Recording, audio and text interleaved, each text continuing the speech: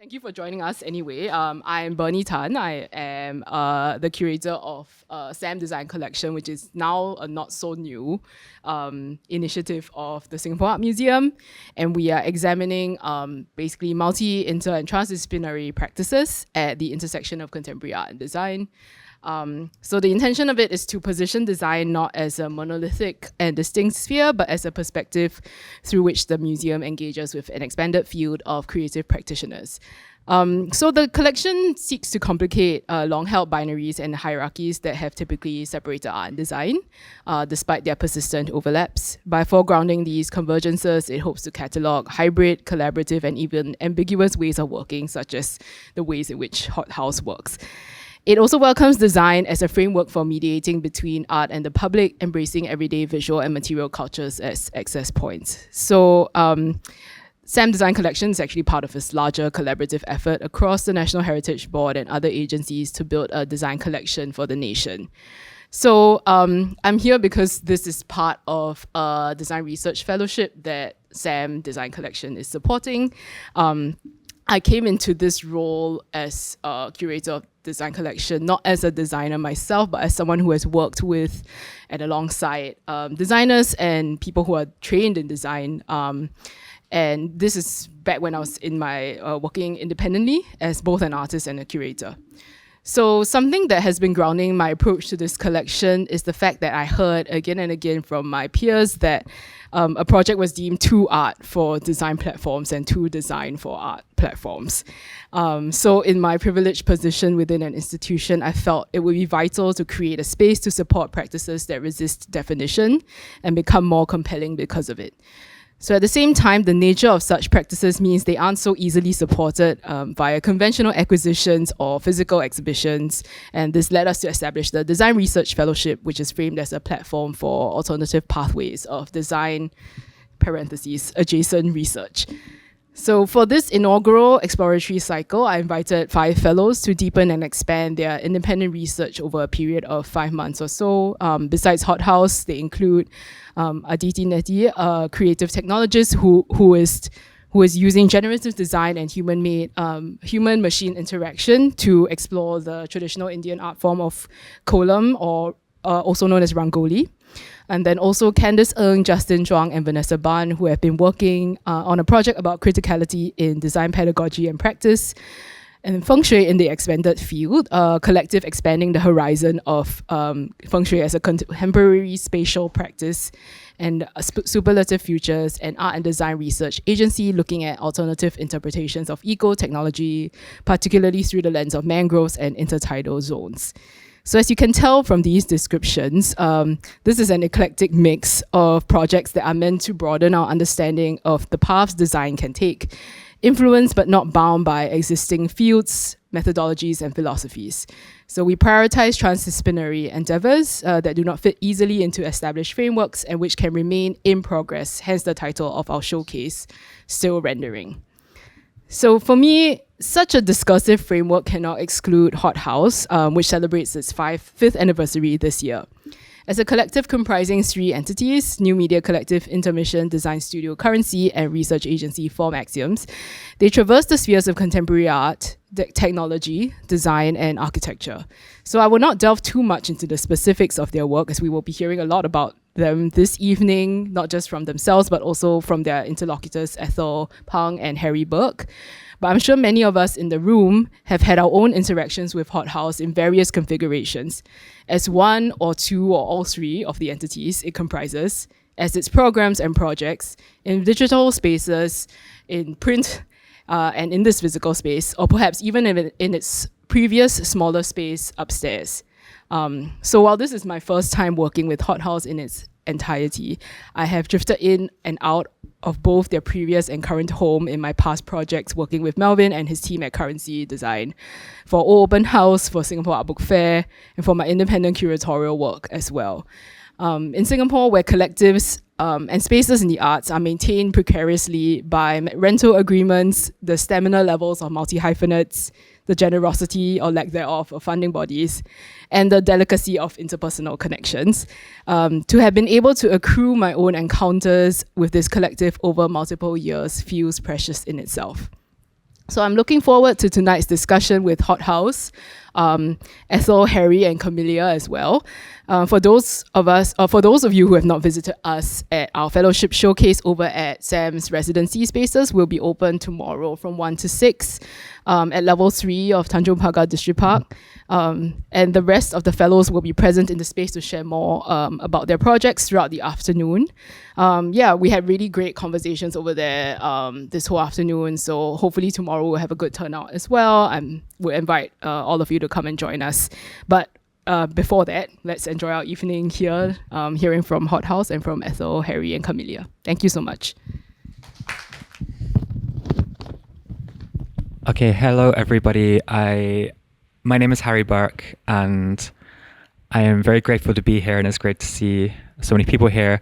I suppose I should introduce myself a little bit and explain why I'm here, because I don't think that the format has been outlined yet. But basically, Hothouse were invited to be part of the SAM design residency, and they then invited two interlocutors to kind of jam with them over the course of the residency. So Ethel and myself have been hanging out with Hothouse over the last few months. Sort of here a little bit, but also online. And in that time, we've produced some reflections. And tonight is the fruits of those reflections. So the title is Still Rendering, and that's very appropriate because what I'm presenting is definitely still rendering, which is I guess a design appropriate way of saying that it's a work in progress. So with that as preamble, I will launch into it. As it's a work in progress, I would love to hear thoughts and comments, and I hope that discussion is sparked. So the title is Fellow Travelers in the Archipelago. Scene 1, Art and Revolution. After the Bolsheviks defeated Russia's imperial Tsars in November 1917, in Europe's first proletarian coup d'etat, they began to build a socialist society, and artists played many roles in this process. The spirit of the time, innovative but combustible, was epitomized by the People's Art School, set up in 1919 by Marc Chagall in his hometown, Vitebsk. Here, against the backdrop of a raging civil war, students experimented. Chagall invited a range of artists to teach, including academic realist Udall Penn, graphic painter Vera Amoleva, and the supremacist L. Lisitsky and Kazimir Malevich. Conflict erupted when Malevich, who was a proud pioneer of pure geometrical abstraction, denounced Chagall, an intuitive figurative painter, as a bourgeois individualist, leading Chagall to resign. The college, restyled as a supremacist academy, graduated its first and only class in 1922 and soon afterwards shut. Appearing in 1924, Leon Trotsky's Literature and Revolution was the first attempt by a Bolshevik politician to theorize avant-garde art. Alongside reactionary bourgeois art, which had been made obsolete by the October Revolution, Trotsky outlines two new stages of art, namely proletarian art and the art of the fellow travelers. These stages are transitional in that they anticipate a revolutionary art that is, quote, as yet unborn, end quote. In this book, Trotsky suggests that proletarian art, or the art of the proletarian class, is only a temporary step towards socialist art, because socialist art is the product of a classless society. The Bolshevik theoretician asserts that proletarian struggle is military in character, given that it's defined by relentless class conflict. Because it has yet to do away with bourgeois techniques and forms, proletarian art is a paradox. Because how, Trotsky asks, quote, is one to build a new society with the aid of the old science and the old morals, end quote. In his view, proletarian art is not simply art that's made by the proletariat. Rather, it's the dialectical response to the paradoxical conditions of its own emergence. Trotsky also appraises the art of the fellow travelers. These artists aren't party cadres, but they don't oppose the revolution. Their art is likewise anticipatory. It might lack the lucidity of materialist dialectics, but because of their critical mass and populist orientation, Trotsky sees merit in their work. He regards the fellow travelers, quote, not as the competitors of the writers of the working class, but as the real or potential helpers of the working class in the big work of reconstruction, end quote. So many peasant poets whose class interests aren't as clear-cut as those of the Soviet Union's industrial proletariat are, for example, fellow travelers. So despite the gusto of these years, the avant-garde was slowly consolidated into one stream, and Joseph Stalin eventually deemed socialist realism the only acceptable art by 1932. Trotsky was exiled by Stalin in 1929 and assassinated in Mexico City in 1940. Scene 2. Learning from Indonesia's Sanggar. So how do the utopian activities of the Bolshevik avant-garde connect to Southeast Asia today?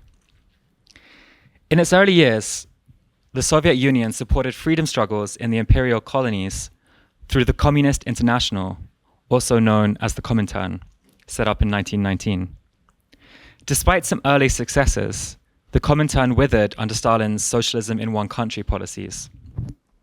However, in the era of decolonization after World War II, communism continued to blossom across the Third World, as parties and trade unions made the case that the fights against colonialism and capitalism are interconnected.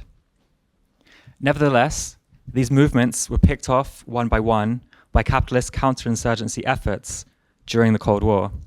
And by the fall of the Soviet Union in the 1990s, many felt communism had run its course. This decade, the 1990s, saw a wave of art collectives emerge across Southeast Asia. So why, we might ask, does interest in collectivity revive at the very moment that the 20th century's great experiment in collectivism seemed to have decisively failed? What distinguishes these new collective practices from those that came before? So I respond to these questions by turning to Indonesia.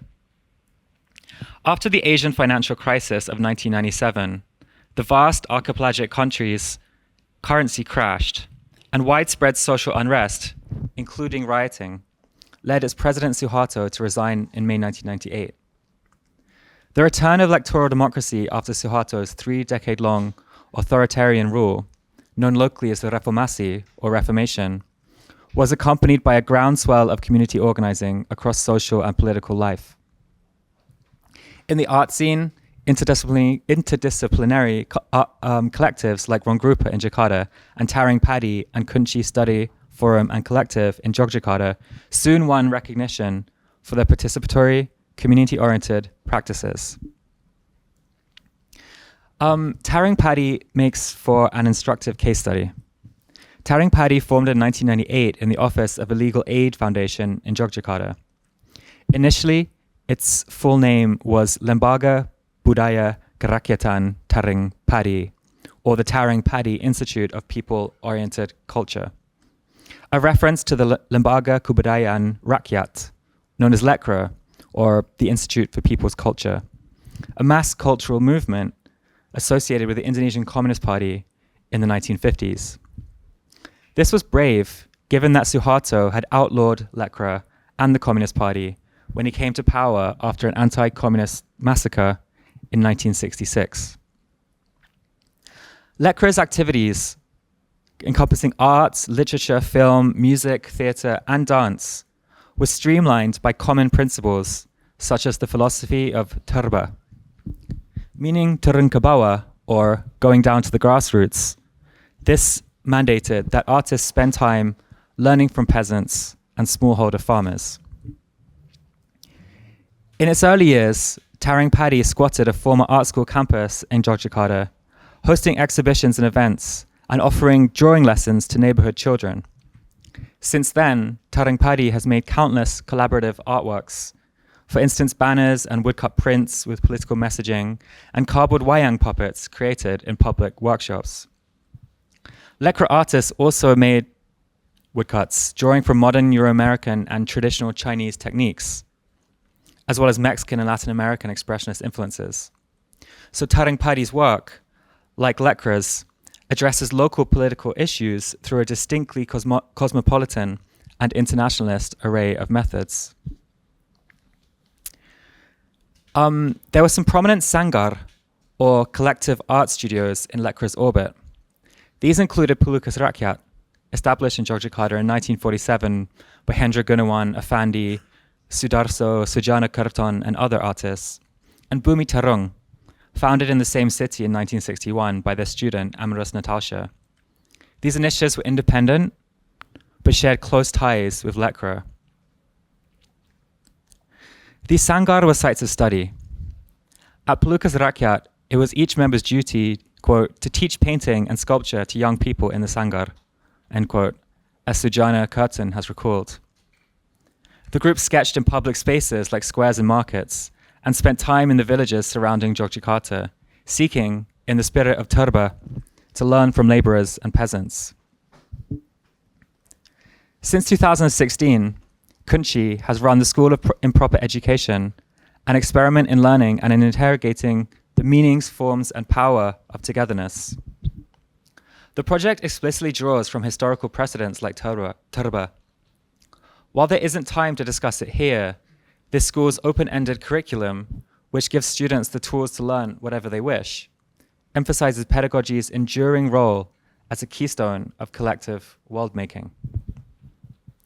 So, the legacy of the October Revolution was sustained not in the increasingly bureaucratic USSR, but by the activities of third world Marxists.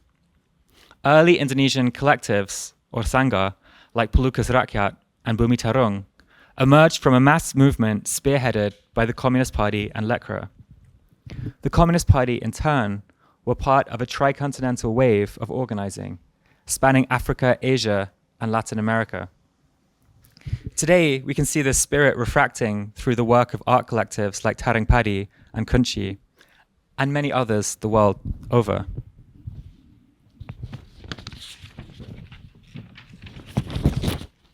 Scene 3. Today's global archipelago of collectives, or an archipelago of archipelagos. Indonesia's contemporary art collectives seem to have won global influence when Ronggrupa was selected as artistic directors of the prestigious Documenta 15 in 2022 in Kassel, Germany. Many of the artists Ronggrupa invited were part of collectives, and their exhibition foregrounded collaborative, community-based, and interdisciplinary art, much of which originated outside of Europe and North America. For reasons that are too complex to get into here, Documenta 15 generated both controversy and acclaim. Nevertheless, it represents one of the most productive mappings of the global archipelago of art collectives that has taken shape in the last 3 decades.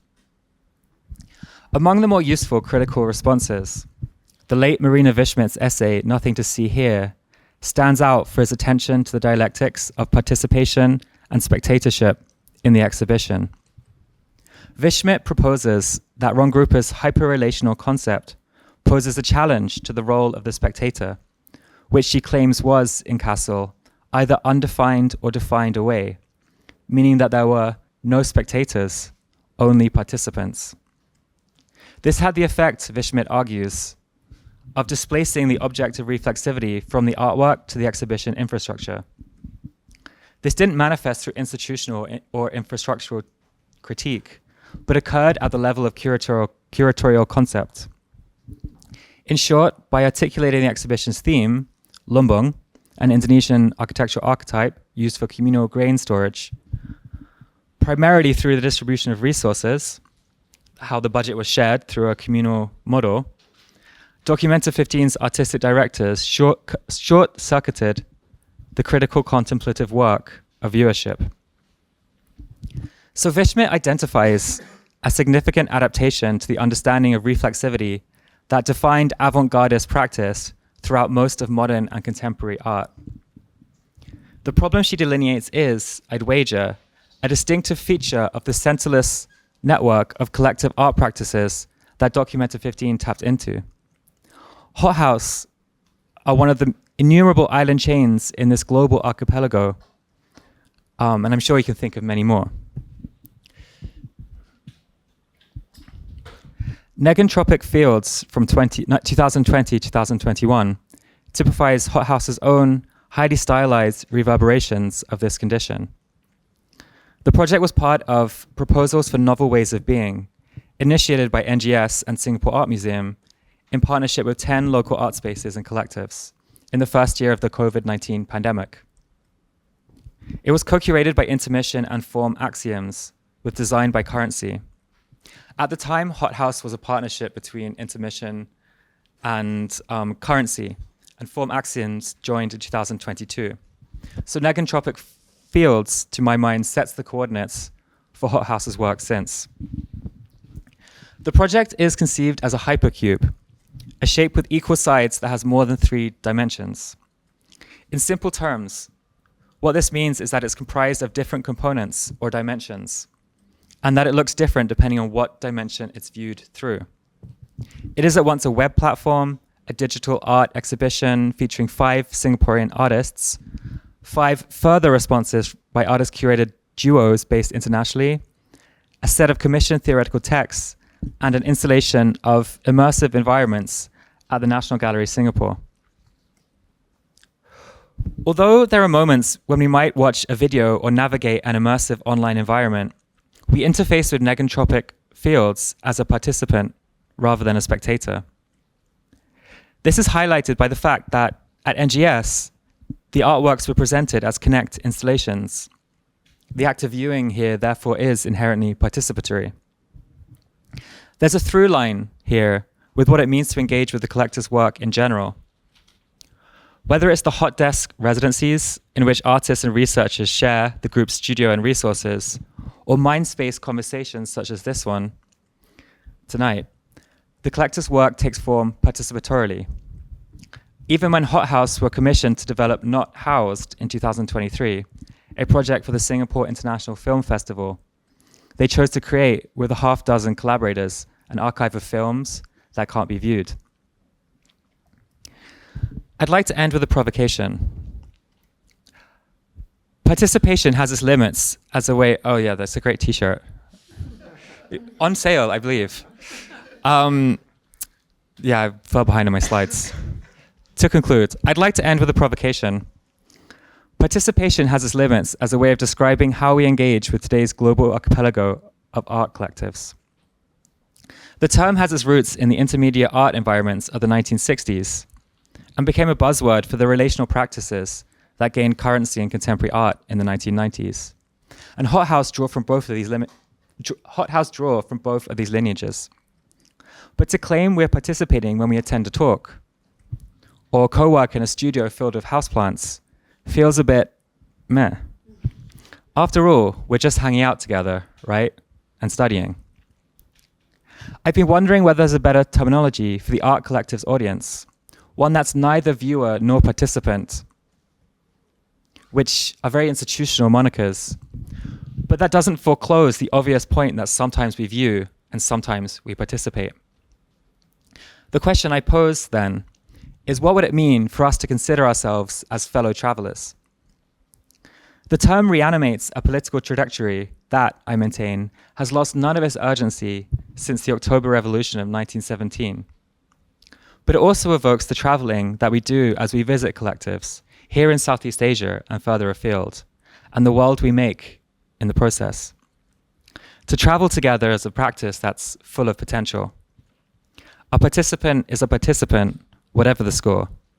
A fellow traveler might yet be a revolutionary. Okay, I stop here. Thank you so much for listening, and I'm excited for the conversation.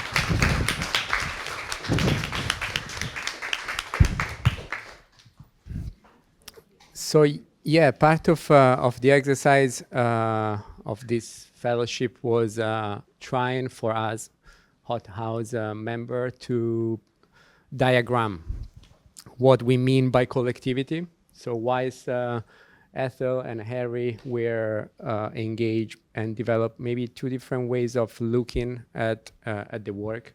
So one from a more, in a way, formal analysis of we do, and Ethel looking at the relational field, the local field, in a way. And so in a way, this kind of polarity of the global and the local held in a sort of state of negotiation. I think that was the premise. So ourselves as a Hothouse member, then try not to write too much, but try to portray, in a sense, in my own diagram, the form of the concept, in a way, like trying to speak with in a language, the language of diagram, that is neither fully analytical nor fully, let's say, phenomenological, but it's sort of an in-between state. So I'll try to, we have only 5 minutes, yeah. Yeah. So yeah, that's the that's the issue. But I titled this, so it's gonna be a very short introduction of what I meant by this series of traces. The notion of the archipelago somewhat was part of what I was reading that was coming from a Japanese philosopher called 𝘕𝘰 that wrote this book, Isonomia, or let's say the origin, the potential origin of democracy, not seen not in the polis, in the space of the polis, but in the space of navigation or in the space of the archipelago, where there's a certain kind of openness or a sort of labile threshold between the inside and outside. So the archipelago is made of identities, singular identity, themselves sort of troubled by sort of their boundary, a boundary that is in constant kind of transformation, as it is like a paradox of geography trying to state the length of a coastline. A coastline keeps changing, and it's a sort of a fractal entity the more you zoom in and you look at it. So in a way, that's sort of a metaphor of looking at the terrain. It's found, the archipelago. Of course, it can be a hothouse, but I didn't want to mention a hothouse. It's more like trying to describe individual identity versus collective identity. So already the first dimension is a tribal identity, the identity of the individual having to define itself and find its point of orientation, and looking at the outside that are clearly the neighboring sort of island. Each island sort of is in transformation, so it keeps kind of mapping its point of departure that need to be constantly kind of defined depending on the trade routes or depending on the vector of, let's say, emancipation that the different agents decide to take. So certain kind of trajectory are enforced, certain other are left over. Certain sailor decide to stay connected to the coastline. Certain other instead look at the outside, but the outside always can seep in or can kind of come sort of hybridizing the notion of identity that is stabilized within the archipelago itself. You can read about this.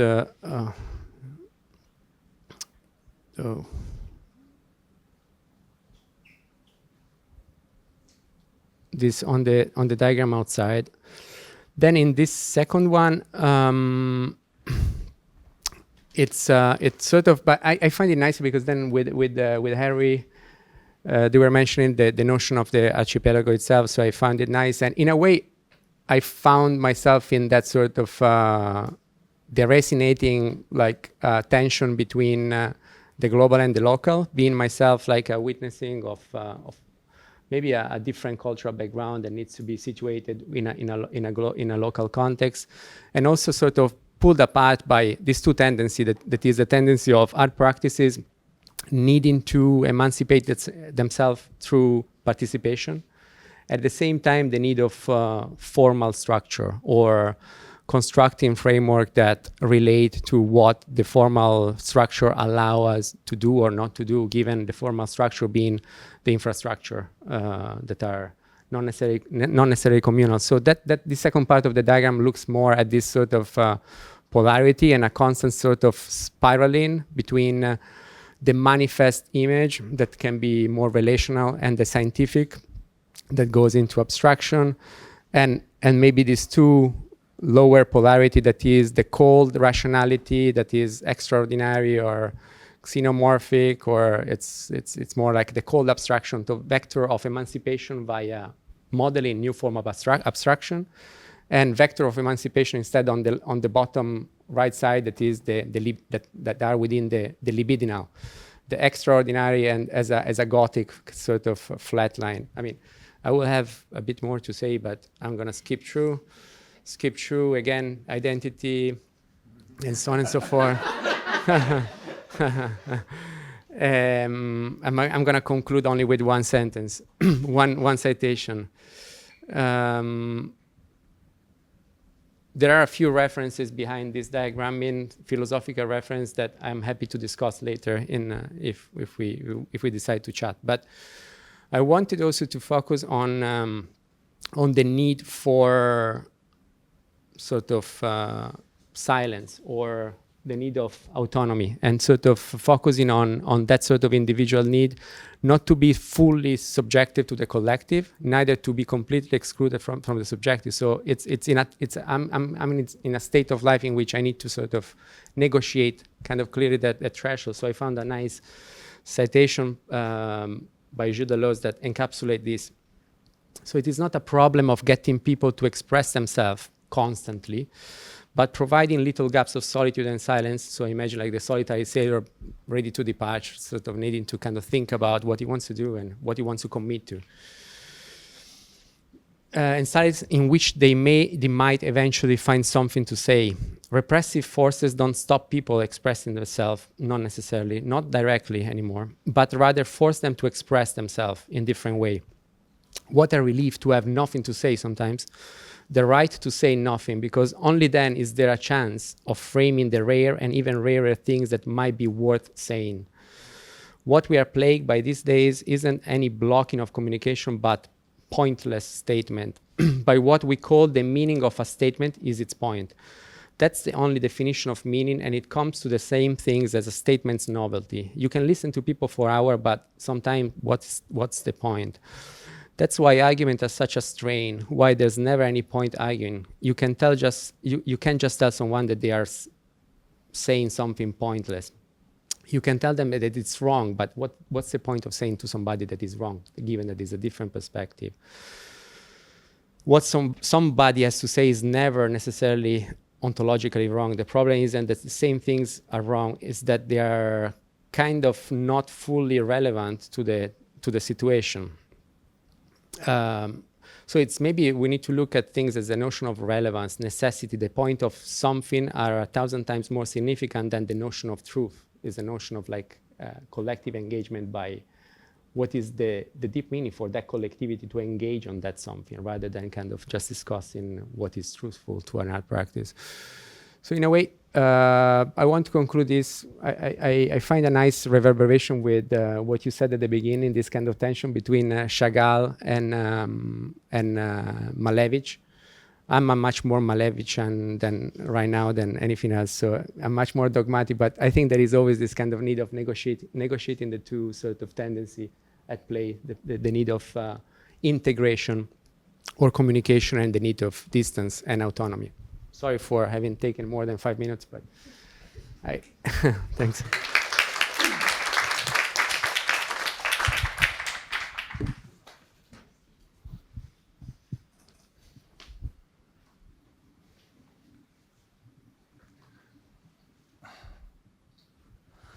Okay, hi everyone. So yeah, each of us, we are given 5 minutes. It's like a small little window into our minds. So I'm Johan, and this is my map of Hothouse, but I would like to just share a bit of the prehistory, so to say, of Hothouse. And this is a kind of collective that came before Hothouse itself. So there were 5 of us from ADM. We just School of Art Design Media, we just graduated, and we had some time on our hands, and we were bonded by a kind of common frustration that there were a lot of art shows going on, but there wasn't kind of very critical discussions that follow. So with that, we kind of like came up with our own ethos.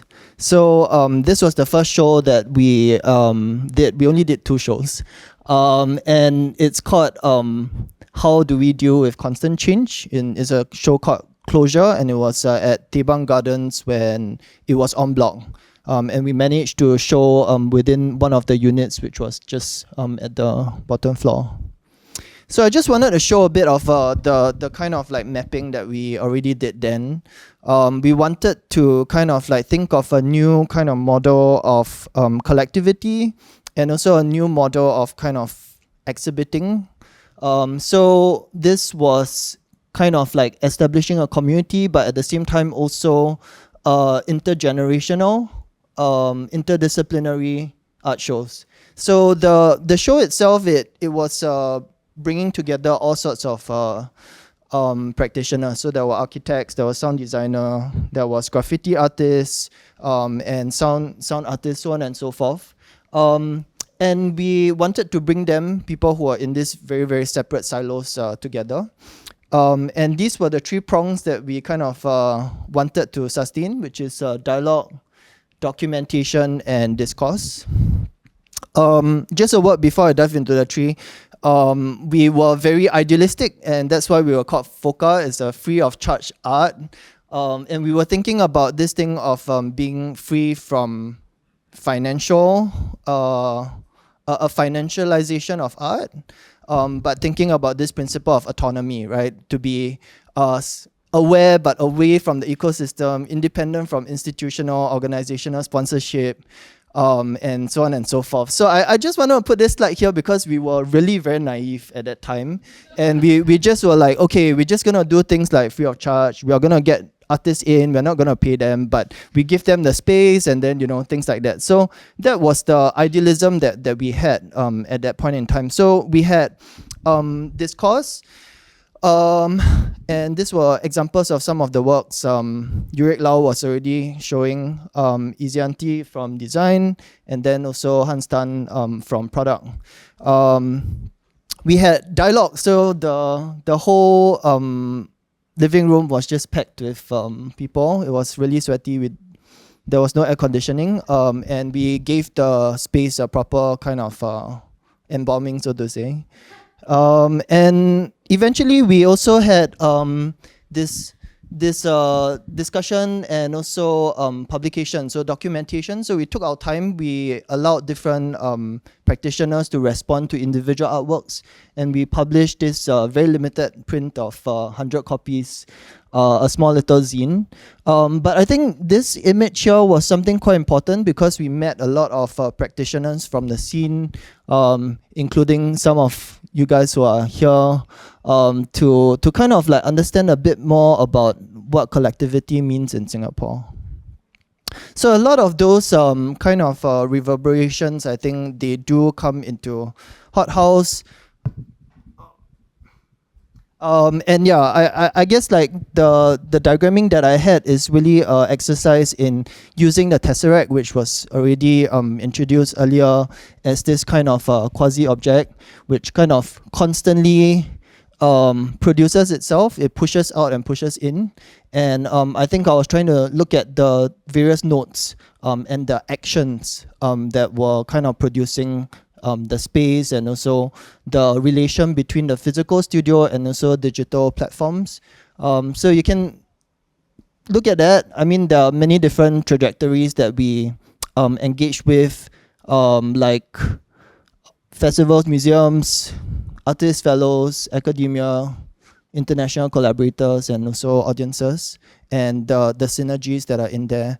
So I think for me, it's a space where, you know, these different strands can come in and out to kind of slowly expand and to sense what is this condition of art. Okay, thank you.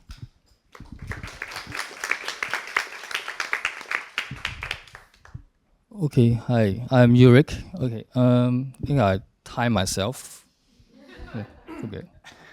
So I promise it's very, very short. So I'm 𝘕𝘰. I formed INTER mission with Johan many years ago. And we worked together in various forms, especially in video and media art. And we did a lot of different shows with other artists and collectives as well. So collaborations are actually very normal to us. It's like a natural thing that we do. So on my own, okay, this thing that you see here is a work that's taken from Albrecht Dürer's work. So my work usually deal with video, media, photography, digital media, now going to AI and stuff. But believe it or not, I was trained in fine arts. So my work is maybe, the foundation of my work is mainly due to, with my understanding of art history and theory, and also the practices and research methodologies. So I was contemplating about what to talk about.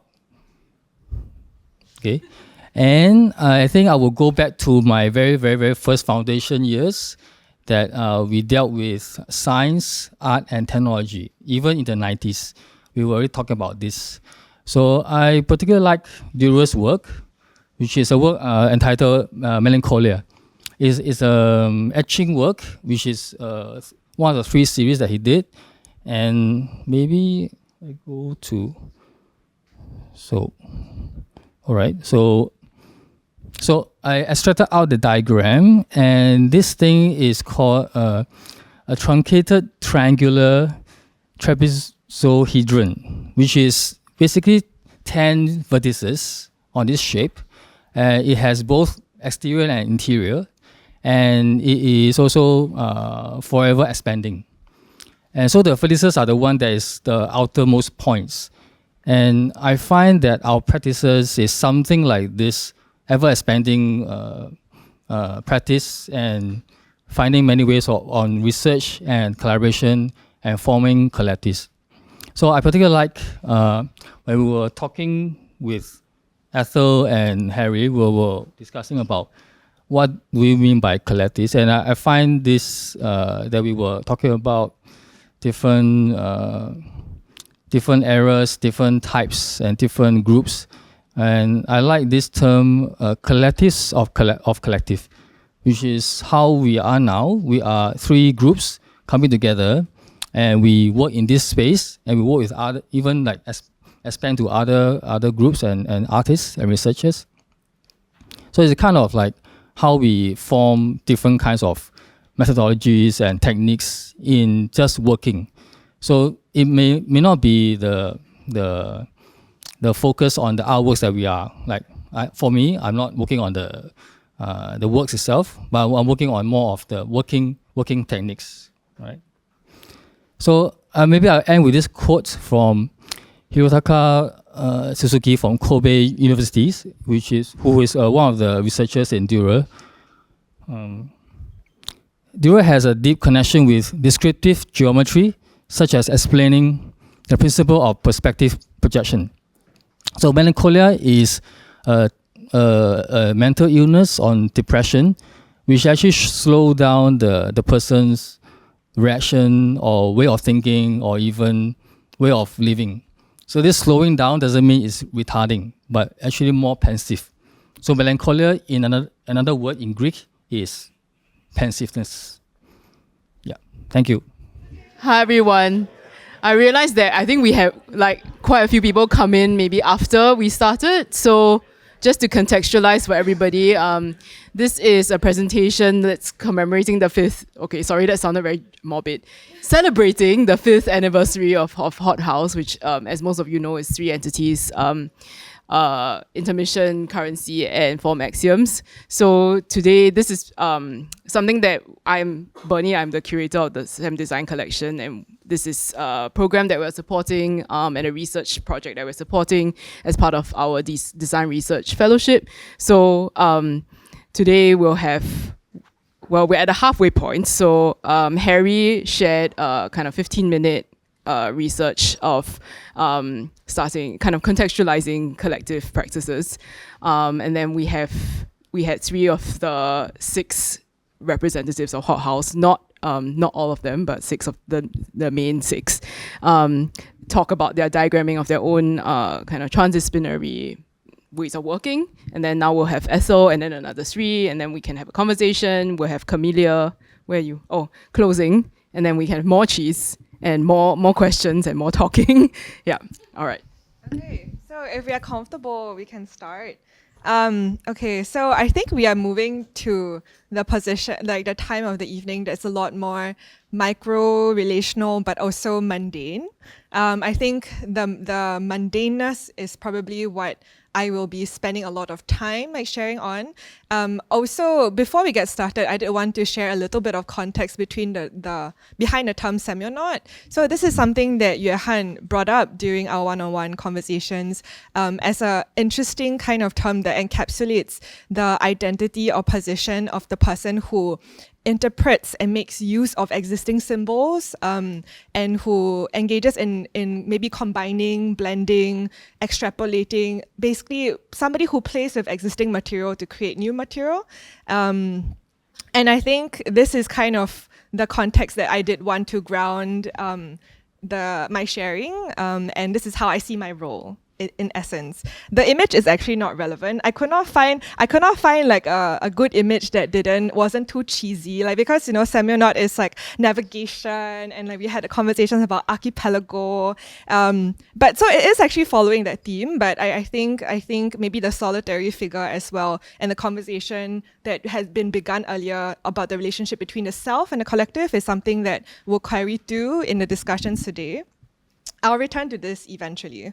But I wanted to share about myself a little bit. So my name is Ethel. My positionality is an interesting one because I would identify more so with the community ground-up space. Like, I think more recently stepping a little bit into the arts and cultural space, but I see myself more so as a community practitioner and cultural worker first.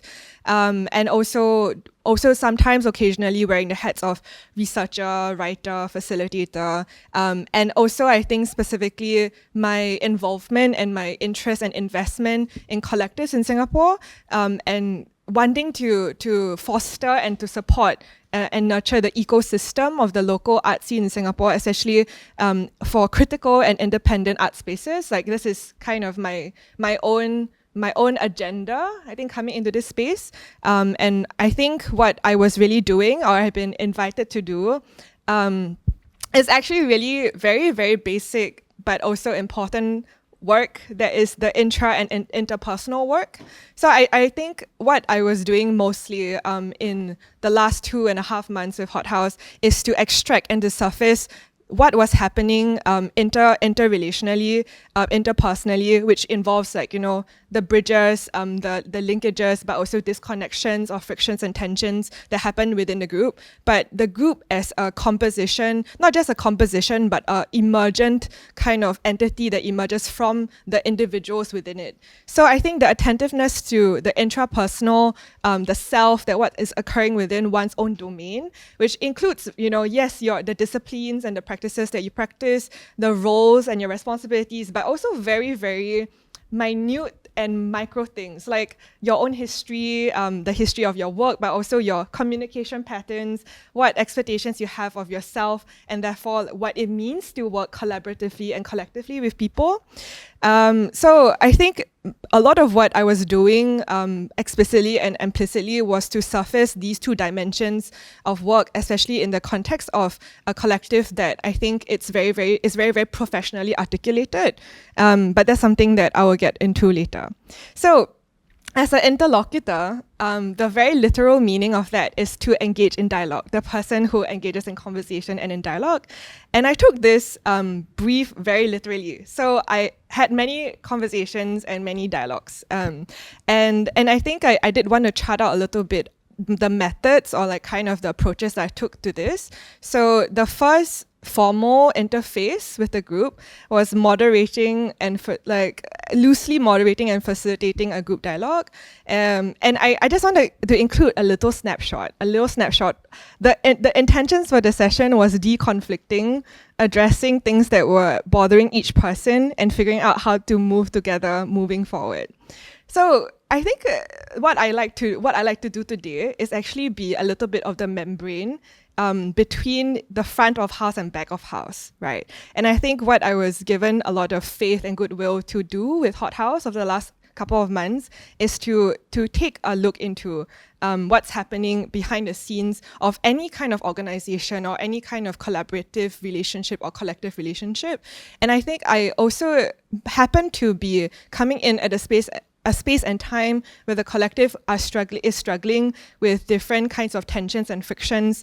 And that's therefore the invitation for me to come in was to support in deconflicting or to surface different things that needed to be articulated and addressed.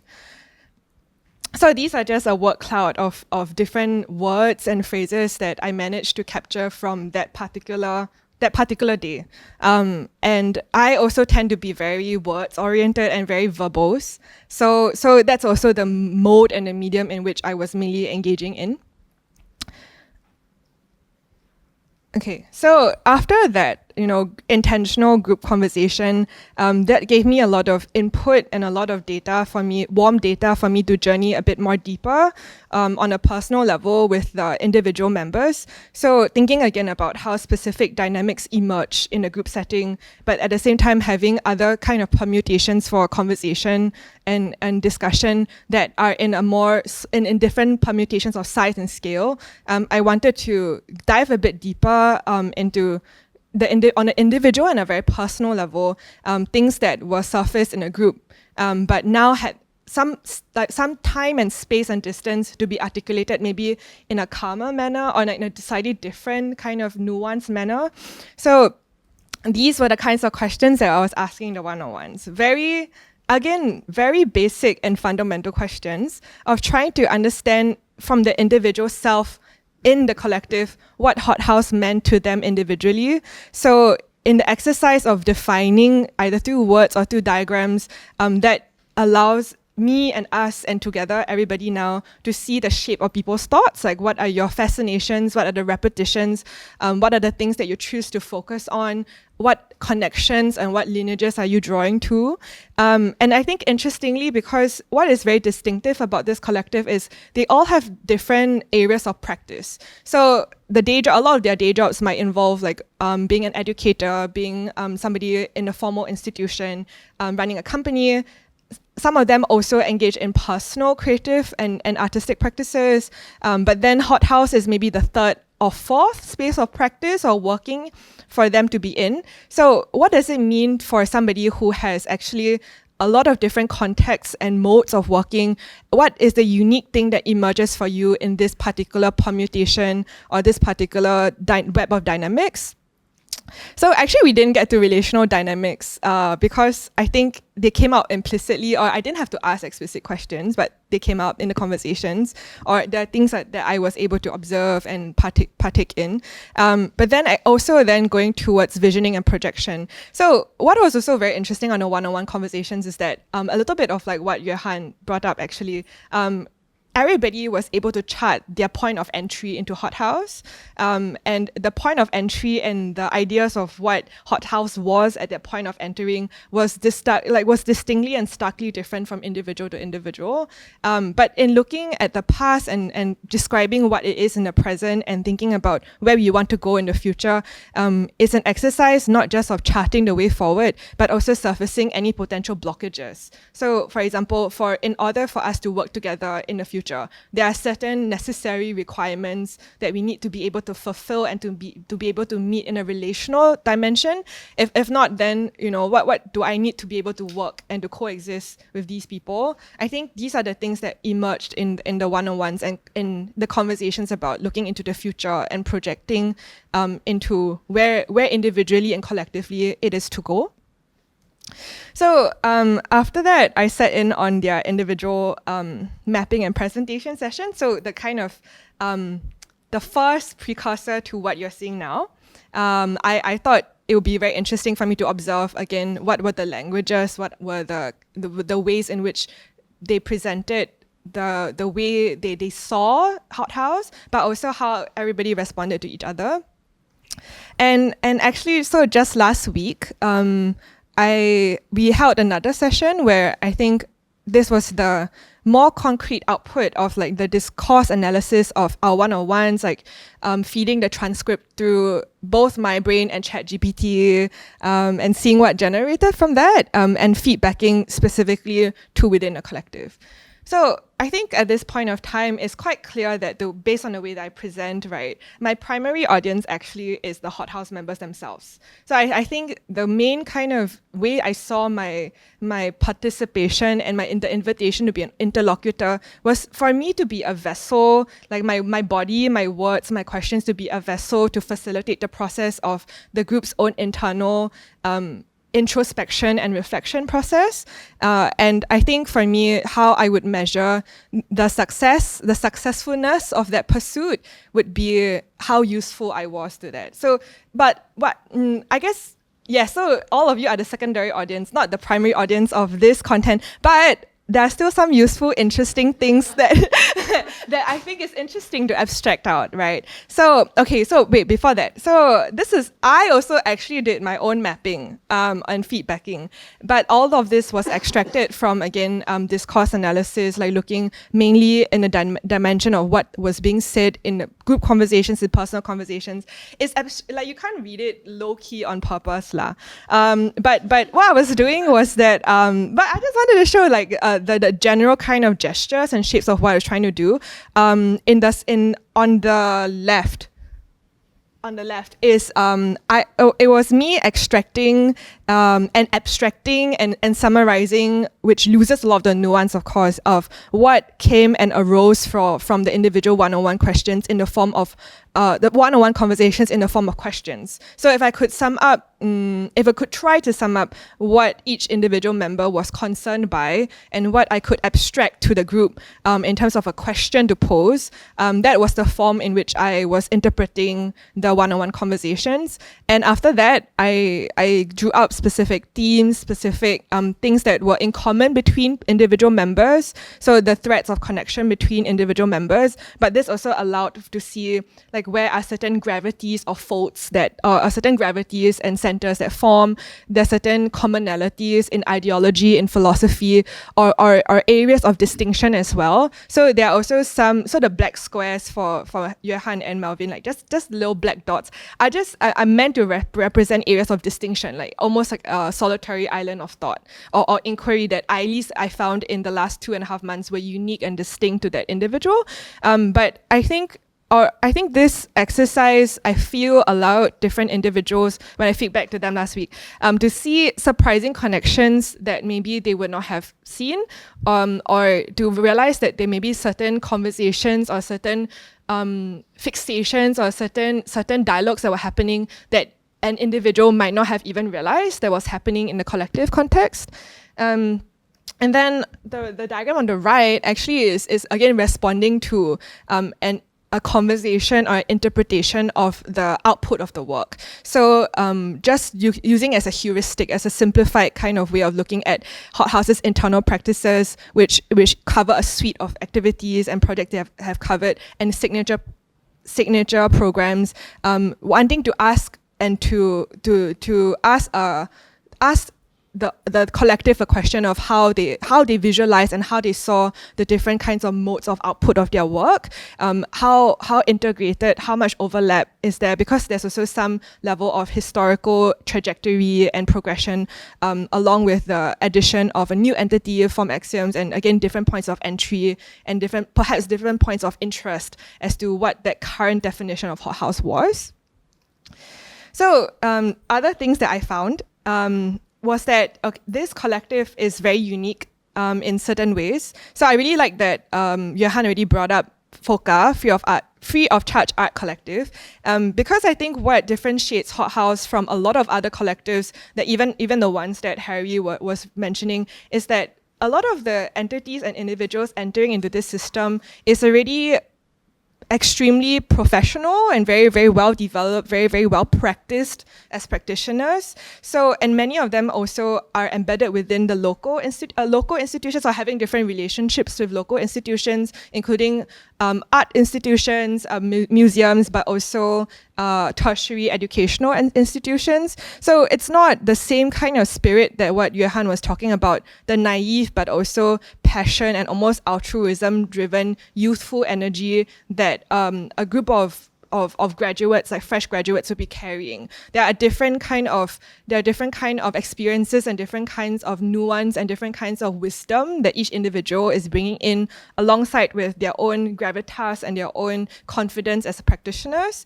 Again, maybe the conversation for the collective as well is what continues from its past, or at least the past of two of the founding members who draw FOCA perhaps as like a spiritual predecessor to Hothouse, but also what is the room for organic and evolution and development with time as well.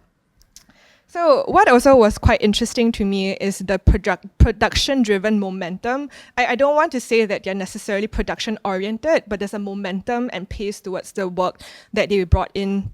Because, I mean, this is what I gathered both from the output, but also the way that individuals were talking about the work, like feeling really, really stressed or feeling really breathless by the pace of it. And that pace only seeming to be intensifying as the years went on, as they continue to gain more repute, continue to gain maybe other external commissions and other collaborations from other more formalized entities as well. So because this is again a third or fourth space that they're carving out for themselves outside their day jobs, like in addition to so many other responsibilities and hats that they wear.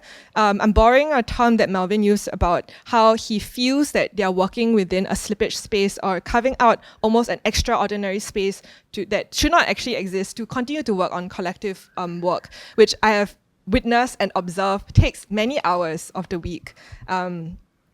Yeah, so that was unique. But then actually, at the end of the day, what I wanted to say is it's the same stuff. Like, it's the same matter. Like, the matter of human relationships and working together is messy, prickly, nuanced, and complicated. So the bigger issues and frictions that happen are always interpersonal and intrapersonal in nature. And I think in the last conversation, again, the one where we were having a little bit of like a feedbacking and rounding up conversation, Eva asked the question of like, hey, maybe what we should have asked ourselves, or we could ask ourselves more, is then, are you happy with what you're doing? Are you satisfied with the work that's being generated? And how can we create a glossary, even if it's not fully shared, but something that allows us to talk to and communicate with each other?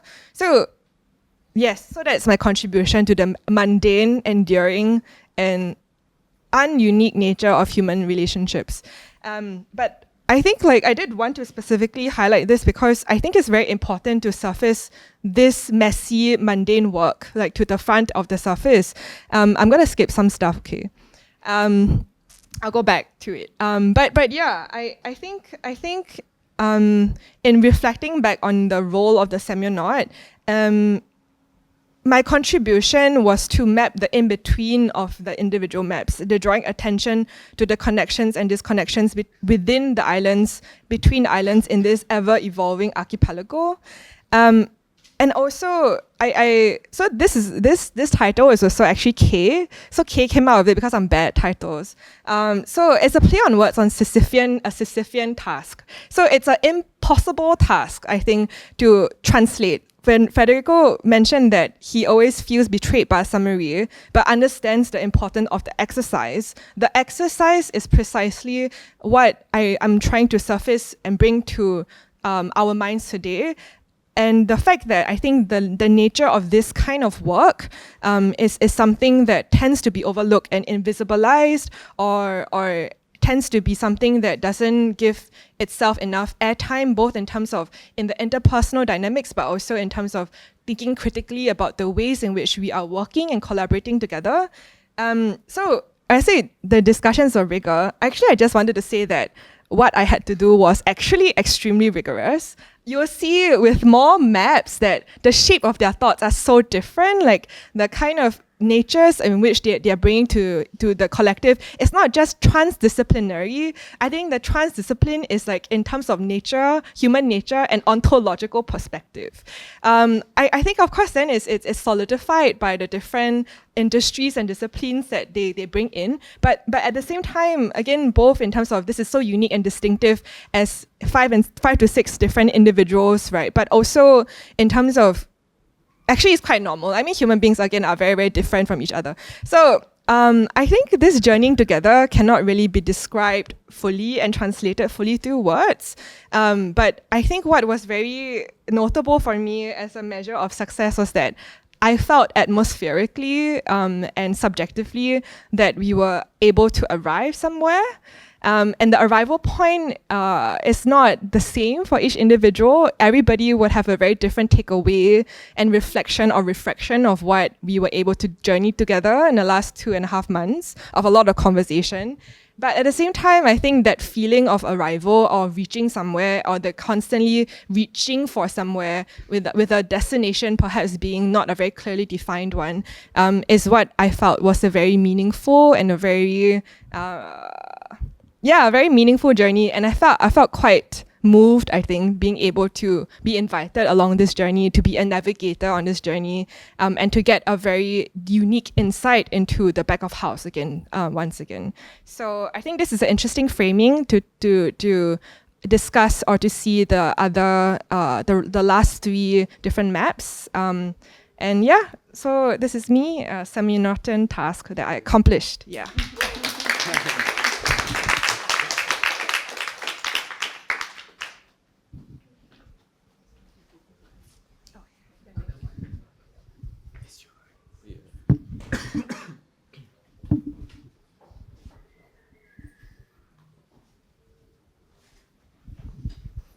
Hi. My name is Kay, and I'm the latest addition to Hothouse. So my background is in biology, and for me it makes sense to use a biological framework, a biological model to talk about collectivity, and that was how I approached the task of diagramming. So this is an image of an animal cell, and how did it arrive at being so complicated? A long time ago, it was just a prokaryote, so a single-cell organism, and then it met other bacterium and it ate them, and then it became a eukaryote. So it had a clearer nucleus, and it also kept the other abilities like being able to do photosynthesis and being able to generate electricity, energy, sorry. Yeah, so this is like a very simple diagram. And another diagram that I want to show is how when two cells merge, sometimes there is no more cell membrane that is separating them, and sometimes the membrane remains, and sometimes the nuclei of each cell remains too. So these are 2 diagrams that are going to, basically this is how I think of Hothouse, as different cells coming together, so it becomes a cell of cells and a collective of collectives. And sometimes the membrane is still distinct, and sometimes the membrane is more permeable, it's more porous, or it disappears. And sometimes the nuclei remains very strong. So depending on where the history of Hothouse starts, there can be different number of people. And I was thinking of the way to separate this frame, this rectangle, into the number of different people, and also to create different permutations of how each person could occupy a certain space. And basically I came up with different permutations based on numbers of 2, 3, 5, 6, and then different permutations. And if we were to think of Hothouse as having 3 curatorial cores, basically 3 entities, and then we think about their personal interests or goals or other affiliations, and then we also I think about how I might fit into them, and basically map everyone in Hothouse. This is where I arrive at. So you can think of it as the lines as paths, or you can think of them as spheres of influence or areas of overlap. And I like how by charting all of these different layers together, you kind of see certain shapes. And you can also think of it as both a 2D and a 3D diagram.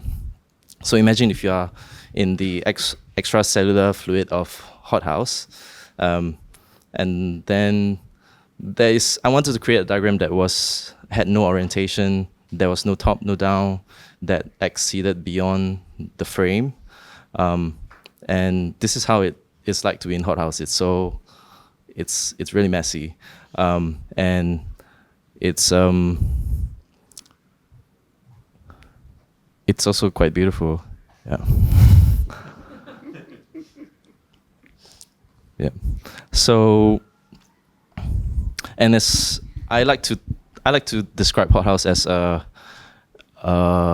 symbiosis. So a symbiosis of different entities, individuals, and it would continue as long as the interaction it continues to be mutually beneficial, or at least neutralism. So there are no effect on both sides. Yeah, and basically I'm trying to explain how to read the diagram, which are all displayed outside at the corridor. Yeah, and lastly, this is what is supposed to be one of the first forms of multicellular life, which is dated to probably 2.1 billion years ago. And these are 4 different examples of it. This is not 100% verified yet, but this is just like how there are many forms of collectivities, and I wanted to refer to a biological model as an example. Yeah, thank you.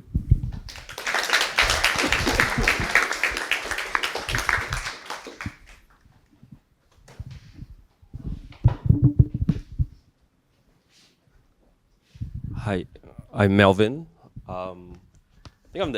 I think me and Kay are the non-artists or currently practicing artists members in the collective.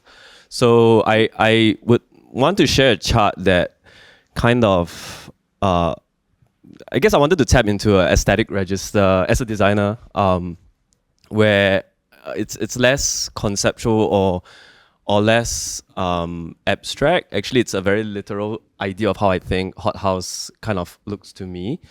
But I would also want to maybe interject to say collective of collectives. I think it's something that I think I've heard from Helios, who's somewhere in the room. And I think it's interesting because I think it's not just the 6 of us, as I think what Kay has mentioned. I think we work with a lot of people who work in the broadcasting field, where Intermission had always brought in, and architects, people who are students or ex-students that formAxioms has always brought in for a lot of the internal practices that we do. And I think my team of designers also are very involved in sometimes articulating a lot of what the artists that we bring in, certain material, all the way down to the communication. So we do work almost like a much larger scale. So I think if you walk up the stairs on both sides, you would see a group photo that we rarely actually take. And I think that was a situation to also realize like how much of a machine or a monster, however you want to see it, actually looks like on a day-to-day basis. So I think that's what I wanted to preface also, because I think you may not see everyone here. Yeah, I prepared a short piece of writing, but I would also want to go into trying to explain what I drew over here. It's a more fun graphic. I just wanted to be a little bit funny about the traveler idea as well. But also, I would like to see it as a way of, I guess, an encounter for anyone who would step into Hothouse to kind of see what shape that we describe ourselves as. And it's almost looking at maybe a kind of a building or a house, right? That may or may not be half submerged into the soil, and you're trying to figure out how we work relationally. So my coverage is also something more relational. So it's in the second part, starting from what Ethel is sharing onwards. I think we are all talking more on the internal space. So my map of Hothouse, I think, is designed like a field study event. Like, I think when you encounter like a Fort Canning kind of excavation situation, I think that's what I'm trying to draw out. Made to resemble an archaeological site, it treats artistic collaboration as spaces that has been encountered, unearthed, inferred, and connected through observable patterns of artistic labor and collaboration.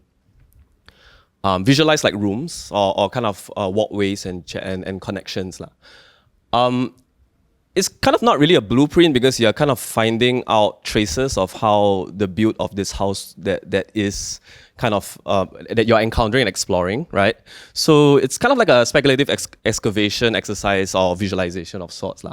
So how we live can be traced with each shape, line, and weight of the line of people, practices, spaces, and partnerships.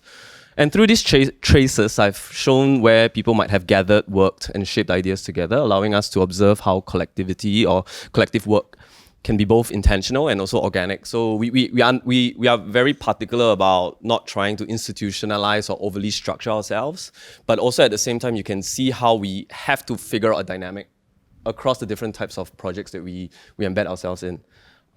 So the illustrated motifs is kind of like our occupations, our builds, our gatherings, our everyday tools, set in this kind of like interior reality and tone that this is not just like a map of projects. Actually, it's an unearthing of a house, right? At the end of the day, it's a space. It's a place where we gather and discuss and work.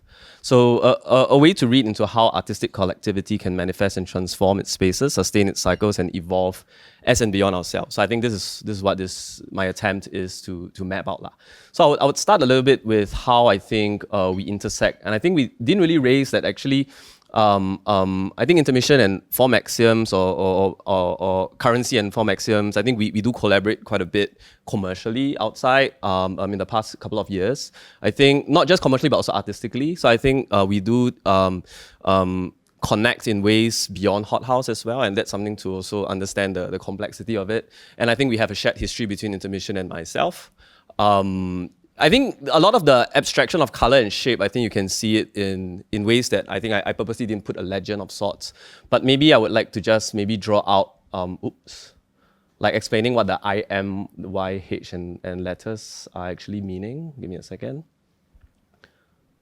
I think maybe starting from currency, I think because Kayan joined, and I think to sustain someone who manages and also artistically produce alongside us, I think we also, I kind of, because I'm the only design studio that is part of the collective. A lot of you guys also run architecture spaces, but also are largely architects and architectural educators, or also media arts, broadcasting and whatnot. So I think there is a payroll situation. There is also a kind of like ensuring that's a sustainable model with having a new person in that also largely relies on the projects that we do. So I think that's how me and Kay actually are kind of embedded in this CD, which is currency design. And then formAxioms, of course, I think as they introduce themselves, are both educators, and they are labeled under formAxioms. And then intermission is 𝘕𝘰 and 𝘕𝘰, and both of them are full-time educators. And surprisingly, all of them all work in different schools: NUS Architecture, SUTD, LaSalle, and ADM. So fun fact. I think ultimately, I would just, again start with all the separate practices. I think this is how we kind of organically come together and also sometimes work alongside Hothouse, and I would like to just draw that first map there as almost like a starting point. But I think following the number one, before that, maybe just to articulate also, like, I think for artists, sorry, there's a line missing here, but the printed chart actually has it appearing, or it's there, but there's a line where intermission is also connected to the artists. I think we started off collaborating as FOCA as well as the early Hothouse phases where we have a lot of hot desking and residency stuff. I think that's where we bring in a lot of these local artist networks. And I think when formAxioms joined, I think we brought in a more international space, right? So this is an evolving chart. It's not meant to be didactic or literal to exactly every single project, but this is, I guess, how I would like to maybe articulate it in its most condensed and summarized way. So the first chart where I think, or first part where I think things move is actually the Hothouse, intermediate and Mindspace programs, which is what I think signature programs that I think Ethel had talked about. And it's very different from the internal practices, which is the 𝘗𝘳𝘪𝘴𝘫𝘦, the negentropic fields and things like that. So these were a little bit more altruistic still. It was a transitional phase, or it's a space where we really just work with artists. And so like this bunch of crows sitting in a room, I think that's how I kind of imagine us kind of often meandering after work and just talking to artists and working with them to develop projects and little mini presentations. And a lot of them are artists who are just needing space or just wanting to know more of friends that we have that can contribute to certain ideas of what they're building towards. And I think we have offered that in between space for a couple of years, actually, just mainly on that. And we continue to do that with formAxioms involved as well. So I think that's how we ultimately devise this space. On the opposite side, I think we have internal practices where you also can see how the different parties actually are a little bit differently organized. I think, feel free to interpret the different weights and dots and lines, but they do articulate a certain kind of also way that I imagine the communication and the work actually comes together.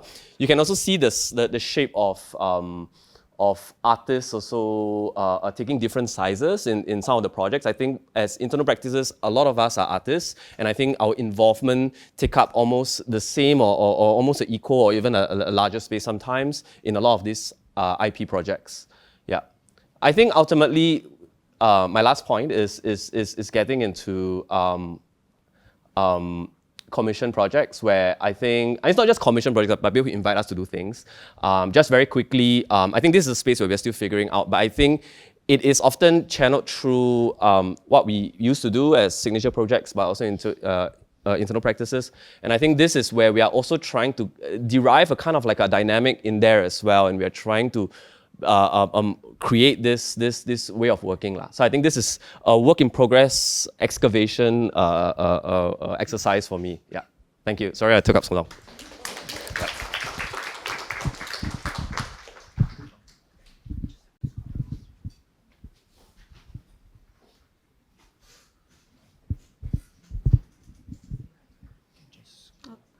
I jump into his. Okay, that's fine. Hi, good evening. I'm the other part of formAxioms, Eva. What a pressure. I really have to do it in 5 minutes. So I think what is interesting, being the last one in presenting the diagrams, is that each one of our attempts to diagram collectives has been quite distinct, not only graphically, but also in intent. Like some of us describe exactly what we are. Some of us attempt at describing trajectories a long time. Some of us attempt to describe what we aim to be or to become. And of course, me being an architect, kind of in the most boring sense of the word, I'm kind of moving into a set of topological diagrams. So I think let me just pick up on words that everybody has mentioned, or at least the ones that resonate with me, have to do, of course, with archipelagos, and archipelagos for me are very important. In my second job, but in my first job, I work with coastal lines and archipelagos. So what I find amazing is that the resilience of the archipelago is based on accepting transformation. And that is a transformation that is constantly given and taken away, and is most of the times with an energy that is born from within the sedimentation and the material that is within the archipelagos at external forces, namely the ocean, wind, etc., etc. So that is a condition that I find it particularly interesting, also because the archipelago defies control, defies a nomenclature, defies a definition in a way. And to me, all of my diagrams have a grid. And the grid, in a very kind of a frontal and binary manner, is for me the utter universal description of a given context or the given norm of a given set of principles. So then the second word that is very important for me is emancipation, or developing emancipatory practices to acquire a so-called autonomy. That is what brings potentially to discovery of the self, as discovery of the other. And I think we are all together in here because we believe that in a way, the very many will always be more than the one alone. And in the operation of transformation, the giving and taking, there is something larger that can be formed that exudes the normality as in the norm, the normality as in the given, the top down. So I don't want to go into too much kind of detail, but I always have entities. Those entities are nodes that essentially are born from within a grid, but then upon kind of starting to produce some radialities, they start to interconnect, and effectively in each one of the diagrams, they start to develop internal relationships from nodes, but also they start to produce kind of a larger fields, new fields out of the grid, and many, many more fields out of the grid. Sorry, I don't manage to jump. I zoom out, okay. Yeah.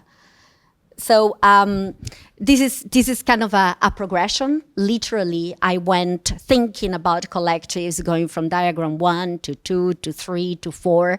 And I think this is, as abstract as it might be, this is a zoom in of the other ones where there are only two entities, two nodes, two things or specks of dust that are lost within the grid, and they have a trajectory, and within that trajectory they meet, and when they meet in that single node, there is a new field that is generated, and that field is not finite, all the opposite, is infinite, is continuous, is ever growing, and it multiplies into many other lines of growth and many other fields of possibilities. I would not go into kind of more detail, but that's very much not necessarily what I think we are, but what I would, and I think many of us, or all of us, would aim that we become. Thank you. I don't know to whom I should pass it now. Oh, thank you. All right, so I don't have a slide. Are we showing something? So I was invited about 2 weeks ago to this project, to tonight, as a way to bookend all of the presentations that were given before this. Oh, sorry. Yes, I forget that this is not actually mine. So I was saying that I was invited about 2 weeks ago to come in tonight to bookend the presentations by all of the members of Hothouse, as well as Ethel and Harry. I think sort of as a way to also to respond to what has been presented.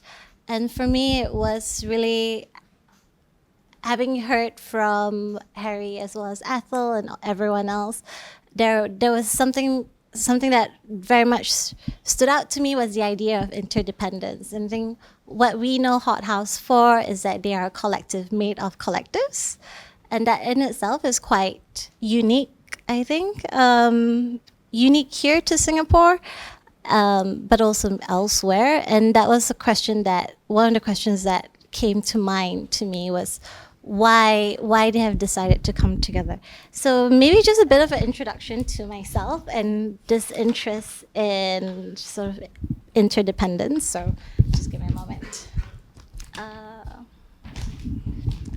So my name is 𝘕𝘪𝘴𝘠. I am a curator. I've worked in many different kind of spaces. So I've worked in commercial galleries. I've worked with artist projects and artist spaces. Currently, I'm working with a tertiary education.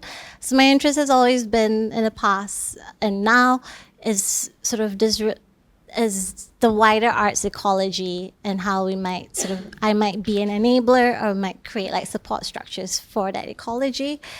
And so I was very much interested. I just came back from Bangkok, where I was just attended the Bangkok International Performing Arts meeting, and having watched a few performances, I was incredibly struck by sort of the kind of language in these performances. So these performances would have multiple actors or multiple people on stage, and they will kind of at first sort of start off as individuals, and then they sort of break off into groups or pairs or also individual, and they're just sort of working. They're sort of doing their own thing on the stage, and then they would there'd be different like articulations where sometimes sort of a group or individual would come back and be together with the audience, and then new actors come on stage. And I was just very struck by this sort of movement of people, of actors, of how there were multiple like different things happening on the stage, so multiplicities existing together. And so I wanted to really explore then that kind of interdependency within Hothouse itself, but also as a way to then open up the conversation into the interdependencies within the larger arts ecology, and perhaps also other collectives as well.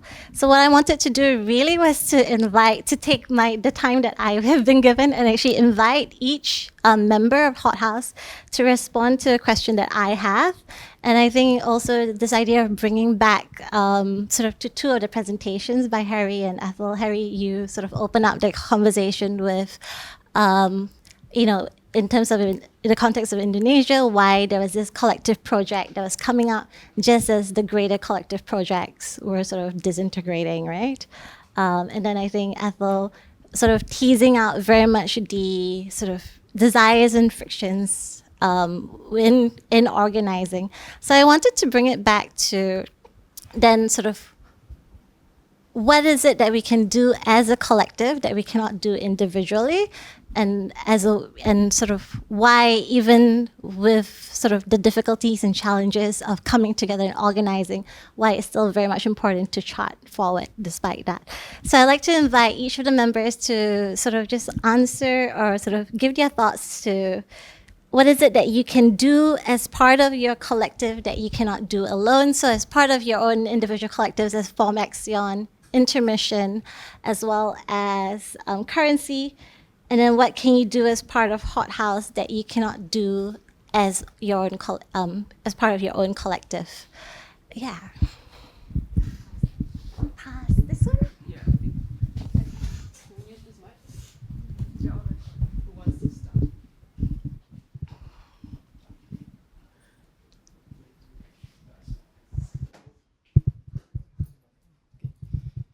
So your first question is what can we not do as individual or collective or individual artists, or just okay, maybe, I mean, not being too sentimental is actually loneliness, because I think I find that working as an artist, of course before that I have a collective. I work with by myself and maybe working with other artists or curators, but it's always a sense of I have an issue or I have something good or bad to discuss about. I have to find someone. So having a collective or working in a big group is actually just, we sometimes, I have an idea, I just talk to you, or I have something, I just text you in the group chat. So it became like a good habit to have, to share information or ideas. But on my own, of course, I do work on projects on my own, and often it's like, wow, it's so nice. Okay, just talking to myself, and that's it. It's only when the work is presented, okay, then we can talk to others, talk to artists or audiences. So I think not because of of course we have different technical or expertise in our fields. That of course is is a plus in working in a collective. But I think it's about sharing the initial way of like jumping ideas around. You know, does that answer your question? That's good. Okay, I think what Hothouse allows me is not what it allows me to do, maybe, but what it allows me to be, which is what I'm not. Which is it forced me in a field of relational negotiation, which is not how I start a project. As I start a project with in a more absolutist or dogmatic sense with concepts. Of course, concepts are also in a relational field. They don't emerge out of nothing. So they are part of like a problematic field in which I'm kind of confronted as an individual, but I like the withdrawal in a secret chamber where I can just play with those concepts. Hothouse doesn't do that because you're forced in a field of negotiation with what is called interdisciplinarity, that feels like so cool and sort of benevolent as a term. Is like that sort of transdisciplinarity or interdisciplinarity requires a lot of kind of that sort of force upon oneself to be what you're not. So it allows me to experiment with that, and in a more conceptual sense. In a more practical sense, I truly enjoy the type of project that emerge through Hothouse, which have been called in different form quasi-objects. So that the project necessarily are kind of multi-modal, multi-layered. They are never object of art that can be so commodified and sold. They're easily sellable because they can be at ease manipulated, but they're spaces that requires like a deeper form of confrontation, negotiation, not only for the Hothouse members, but collaborators. Necessarily those projects bring in a lot of other influences by artists that we invite to collaborate with. So in a way, truly, those quasi-object test that field of the possibility of emancipation, which is never like a solitary endeavor. Although it maybe starts from a problematic field that is individual, but is a matter of communal construction of an infrastructural kind of definition of the common. And in that sense, those projects, because they are archival projects, but transformative archival projects, attempt at looking at communal practices of building memories or retrieving memories or playing with the archive.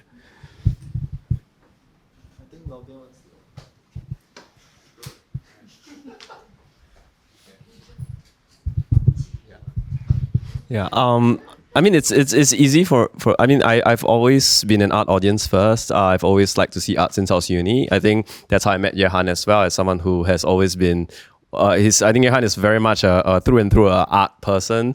Even in his art, he's just largely just living an art world. So I think that's where we connect, and that's why we started collaborating. But I think for me, I think Hothouse does offer like a more curatorial space. I think as someone who has been through like curating lab or like artistic directors academy, and is where I met Ethel. Like I think those spaces is still an interest of mine. I'm still exploring spaces of producing. I sometimes see myself more as a producer because I think in Hothouse there is a lot of creative involvement already. So but I do like to be involved outside of design.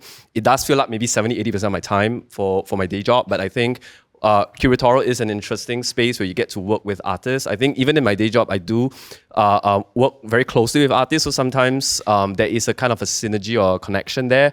But I think it's a very different capacity when I really get more involved in the process of the work itself. So I think that's where I feel like it's why it's important to me and interesting to me. Yeah. Hi. So I think I was very fortunate to be connected with Hothouse at an interesting time when more and more opportunities were opening up. So I became more and more involved and more entangled with Hothouse. And so that was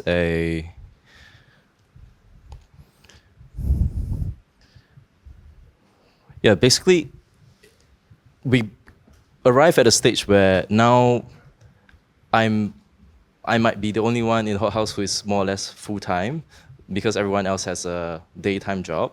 And also the rest of the people in Hothouse are supporting me financially. So this is something that I cannot do if I'm on my own. Yeah. So that is my position. Yeah.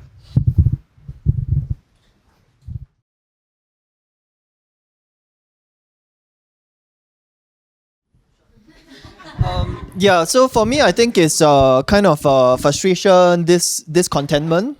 I feel like many times when, looking at the art scene, there might be some of these gaps that are not filled. And for me, I think after kind of like pursuing some possibilities, I also felt like, okay, maybe it's time for me to create a space that has those conditions. So that idealism that I shared and all that, it kind of flows into what we want to create.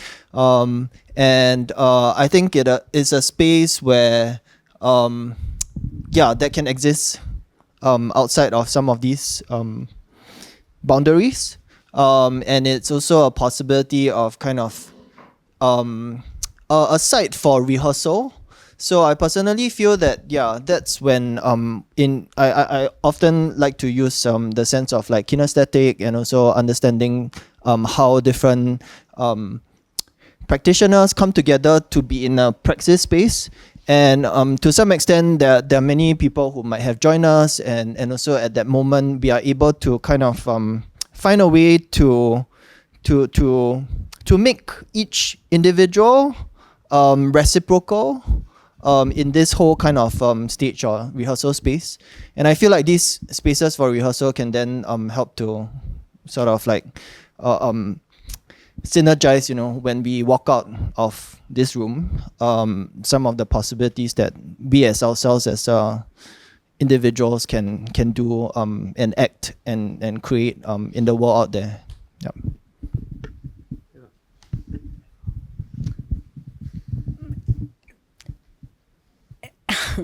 I think the act of being with others kind of makes your skin more porous, and to have the skin more porous means that you are ideally, because I don't think that is me, but ideally you should become more malleable, or not malleable in a submissive manner, but more kind of with a larger capability for transformation. And with that, it goes kind of growth and learning and all sorts of things. Of course, there is a practical side of being in a collective, which is none of us have a full-time availability. So when we put the times, the bits and pieces and fragments of everybody's times, then we manage to do things that probably with our little island's time we could not. But I think that is relatively secondary as a pragmatic side of things. I think what is more important, and it should be, almost like an everyday practice, the practice of working in a team, of working in a group, of thinking about others' subjectivities, of including the otherness into the work that you do, which then hopefully allows you to not think that there is only one world or one answer or one positioning. So that kind of a process of becoming is something that I think it's better informed when you are in a collective. Right, thank you. I think for myself I think with Harry's sharing about the sort of all of the sangars and the collectors in Indonesia, I feel like, I keep forgetting. I often feel like, yes, I mean, when we think of the Indonesian art scene, we do think a lot about collectors, and in some ways it's almost, I might be sort of generalizing it a bit, but it almost seems natural for them to sort of come together collectively and organize, whereas it's incredibly difficult here in Singapore. I think, yes, I guess I often feel that for me, like life in Singapore is incredibly atomized. We are often alone, and we often have to think about ourselves first. But that's all the more that I feel that coming together and organizing together is really important. So if I could just like briefly summarize what all of the members have said, it comes from an incredibly personal place, being able to come together and share, but then also coming together to then sort of address the very conditions in which we are producing, we're making, and we're living, to sort of imagine how else it can be, but also in wanting to do in sort of not constantly making ourselves open and porous, so that we are also we are not just sort of this organizing as a form of self-making, that we are constantly remolded and sort of making ourselves, but also how if we wanted to do projects that are truly sort of if we're wanting to do projects that are informed by certain certain politics, then of course that's not something we can definitely do alone. So I just wanted to close with that, and then I guess we'll be having a bit of a break before we come together for like the conversation. Should we? Okay. So. Oh, okay. Okay. Do you want to come closer? Like, come on.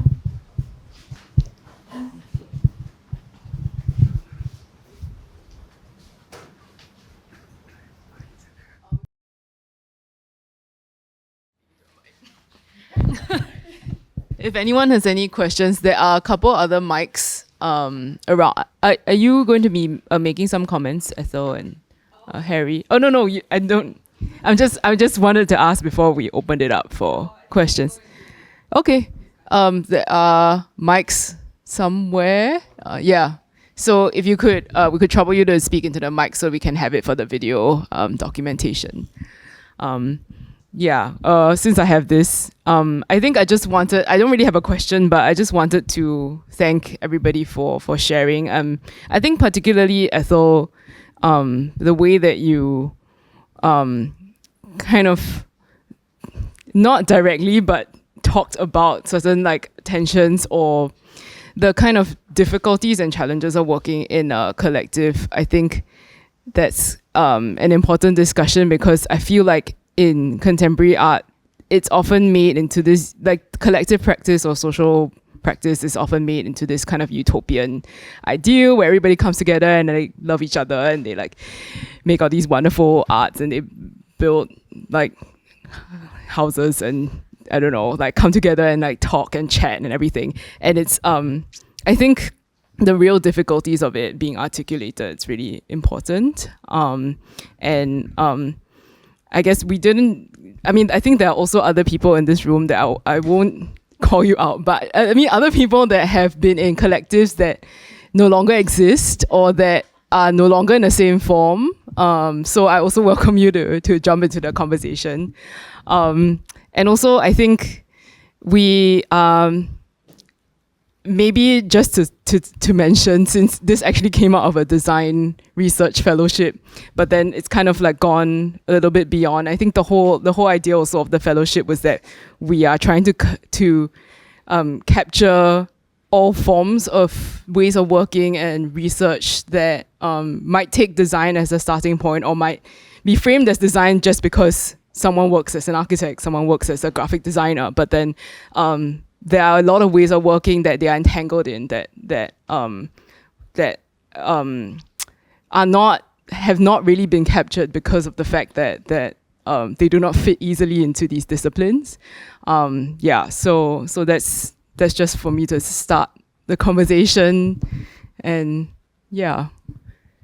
Oh, one thing I also wanted to mention was that I think when collectives collapse or change, they are often talked about as like gossip and as like, hey, this, they are no longer together because blah, blah, blah. And I think like that's, like there's no in between. There's like the utopian ideal and then there's the like gossipy like drama. And I think being able to talk about the like trying to work through those challenges is really important. Yeah.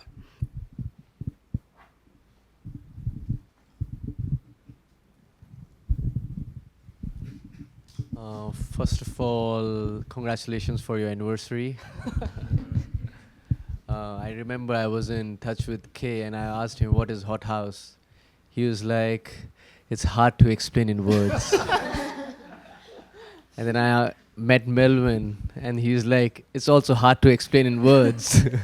So I think that's what's the curiosity which brought me here today, to understand what's Hothouse. And I feel that you did a brilliant job in explaining what it is about, and I'm a little less confused now. Yeah, I had a couple of questions and curiosity, like what brought you all together? What was that entry point? And what are your common grounds or goals or the vision that you're carrying as a collective? My next question is, like, is there any model of governance, sustainability, and decision-making that you are carrying in this collective currently? We are working on all of that. Whatever comes to your mind. Yeah, thanks for coming, and yeah, thankfully you understand a bit on ourselves. Maybe I can use your question, and maybe I will try to reiterate some points in history where why do artists form collectives, or why do artists come together as groups for something. I think for some examples I can remember, due to certain lacking of infrastructure in modern art or contemporary art practices. So if now is 2025, we probably are still searching for that structure. But back in maybe turn of the century, we have different kinds of avant-garde movements from Europe to Asia and in America. And there's also certain reformation of types of movements.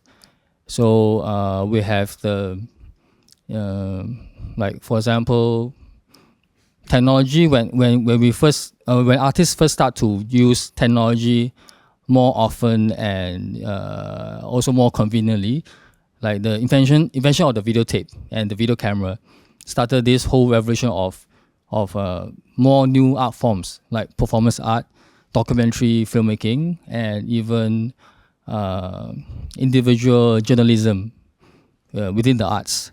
So documentation is also part of this whole new wave of creating artworks or creating contributing to the visual culture.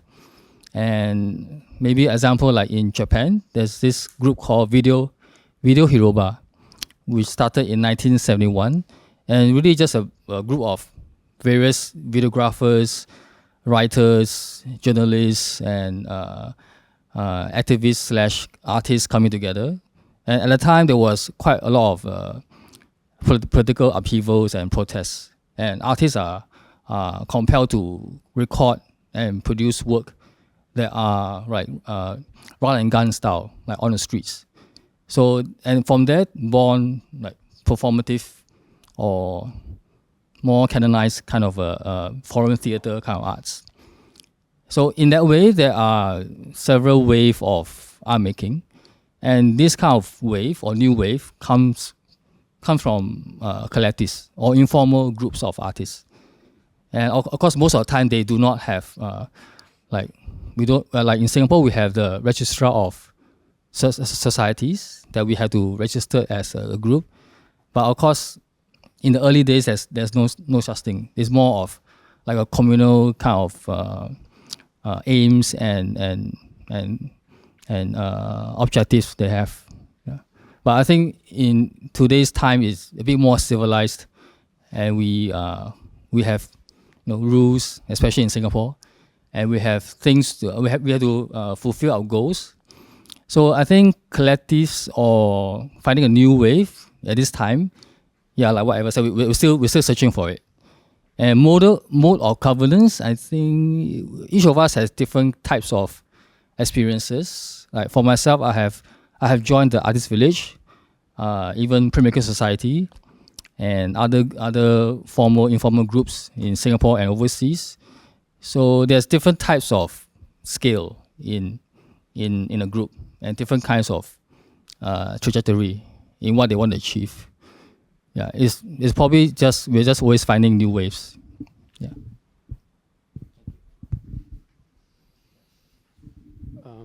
Yeah, very like maybe a personal answer to that, as we have tried to define in what brought us together. There is like a sort of shared history between different members at different times. Maybe the key point that brought us all together is one project. At some point in its actual configuration, the 6-member kind of all work, 5-member work on negentropic fields. That was a project developed during the 2019 pandemic. And so with that project, we started to explore certain concept, to pin down more concepts that perhaps each of us sort of reflected upon individually. Then, a preamble. Both me and Eva came to Singapore in 2018, so there is like why Hothouse for us. It's like a personal sort of answer to that. We were looking for non-institutional practices or spaces where things are done without necessarily like a direct connection to institutional founding. And I think we struggled to identify those spaces. Of course, there were names, but it was difficult to uncover the underground or where things are kind of tested out as prototypes without needing to put up a grant or whatever kind of commission by an institution or meta-institution. So I was interested in just finding that.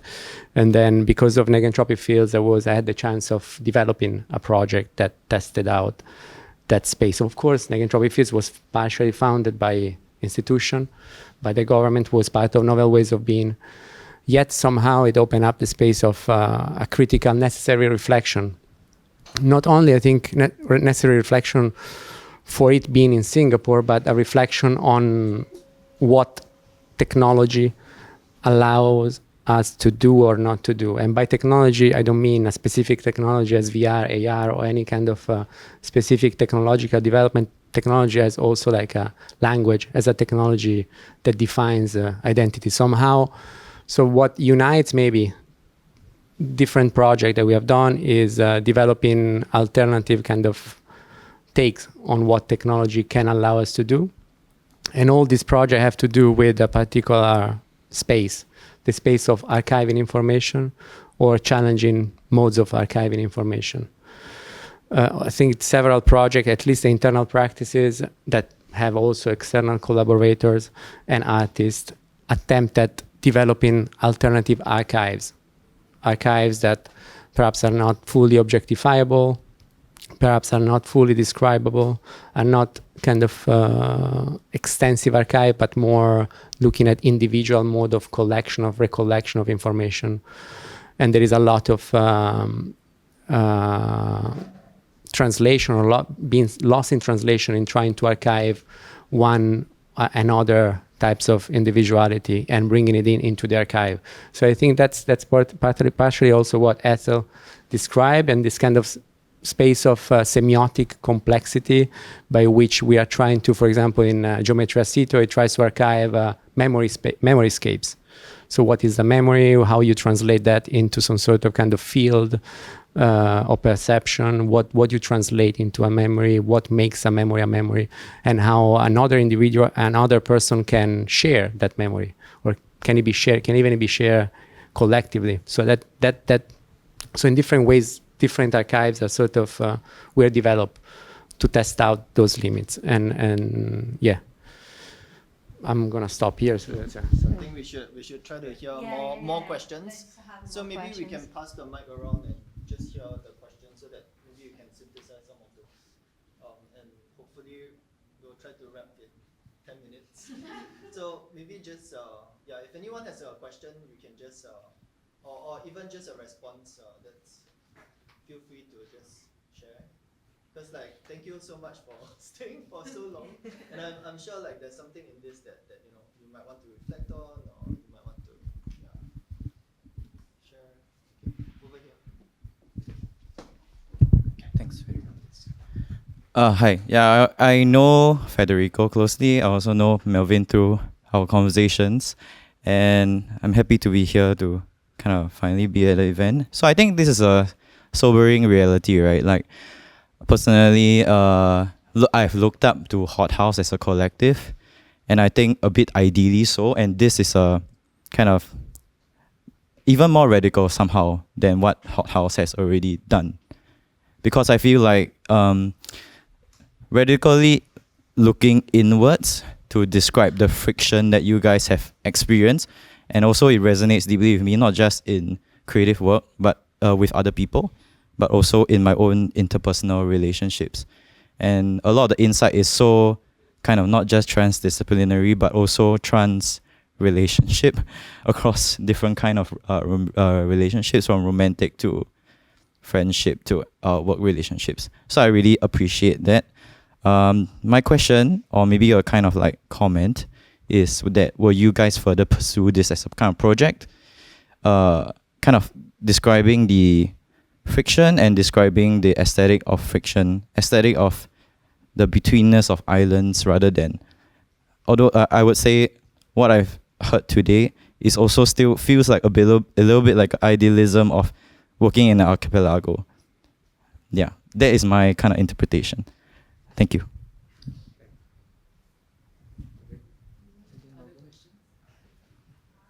Just maybe.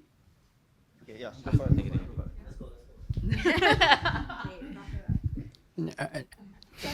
I'm sorry. Okay, so I think maybe the first question is I'm curious, especially since all of you are. I guess the frame of it was a design fellowship, right? And coming from that perspective, what does it mean to think about Hothouse as a kind of designable surface in itself, to think about the Hothouse as an organism or an organization as a kind of designable surface, right? So I think that's a wondering question. And the second part is, I'm curious, you know, what does a happy ending for Hothouse look like, right? Or like, what does a good death look like? I mean, I don't mean this in a pantang way, right? With your 5th anniversary, I think there's a lot to celebrate with that. But I feel like, yeah, I'm curious about your response, about what that might look like for you as an organization as well.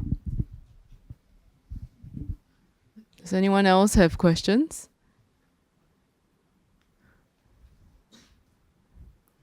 No? Okay, so let me just summarize. No. The three questions that we have was, will you continue to pursue this radical introspection? And then what does it mean to think about Hothouse as a designable surface? And what does a happy ending or good death look like?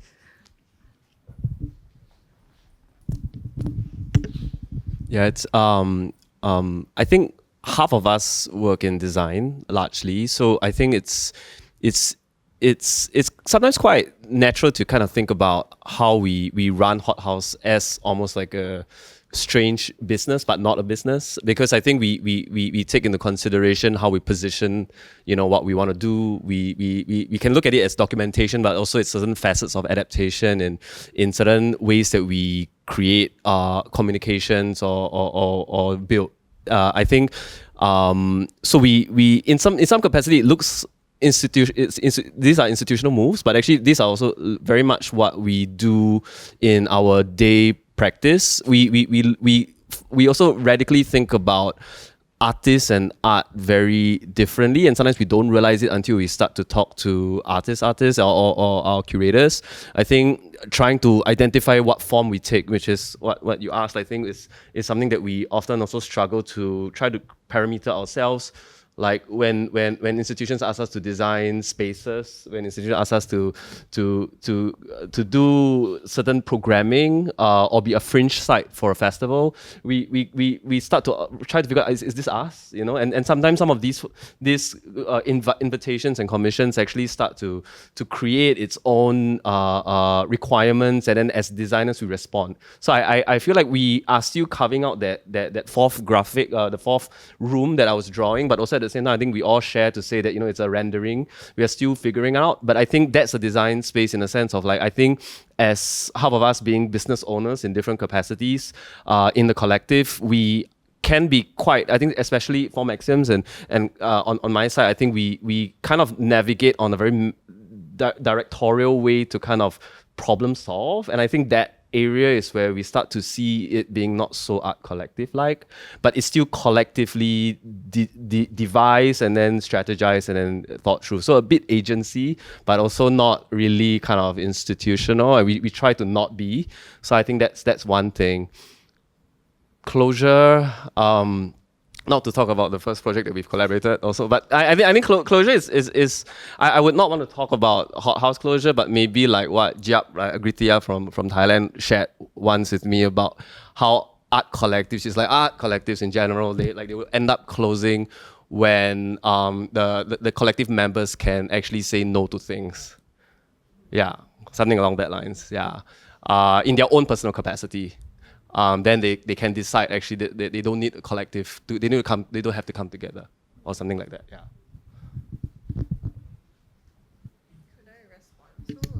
Yeah, I think I just wanted to respond a little bit to the question of the radical introspective practice.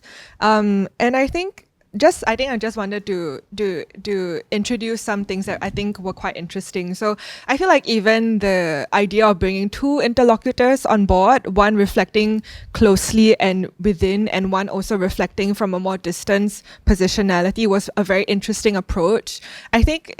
I just wanted to acknowledge that it took a lot of leap of faith for a lot of the collective members to let me into their internal processing, the group kind of dynamics, sometimes it not being pretty and it not being perfectly bound in a presentable manner. I think the commitment to do that was really quite interesting and radical, and I really appreciated the investment and commitment to the process. I think also maybe just talking about the form of today as well and how this was conceptualized, it being multiple layers and modes of iterative reflection, not being a single kind of landing on a single narrative or a single diagram, not just in terms of myself and Harry, but even Camilla being invited to reflect again, summarizing or reflecting from her own experience and positionality, what she is seeing and what she's responding to, and all of you, and then an even wider circle invited in to reflect with us and to process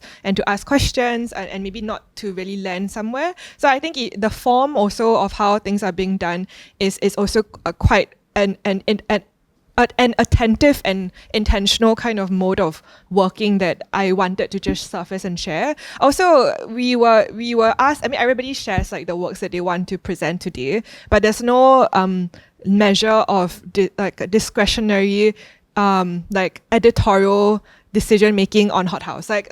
Me and Harry would share our slides in advance so they could be displayed. But there's no questioning or there's no invitation to present first like what we wanted to share as well. I think the respect over each individual's individual autonomy is a value that I observe within the collective, but also even in invitations for collaborators.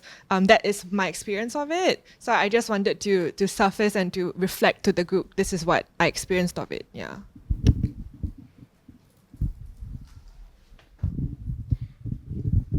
Yeah, so thanks for all the comments. I feel like the idea of like exposing fault lines and also discussing more kind of openly about the struggles that we face as artists, as collectives, and also the whole entire arts ecology.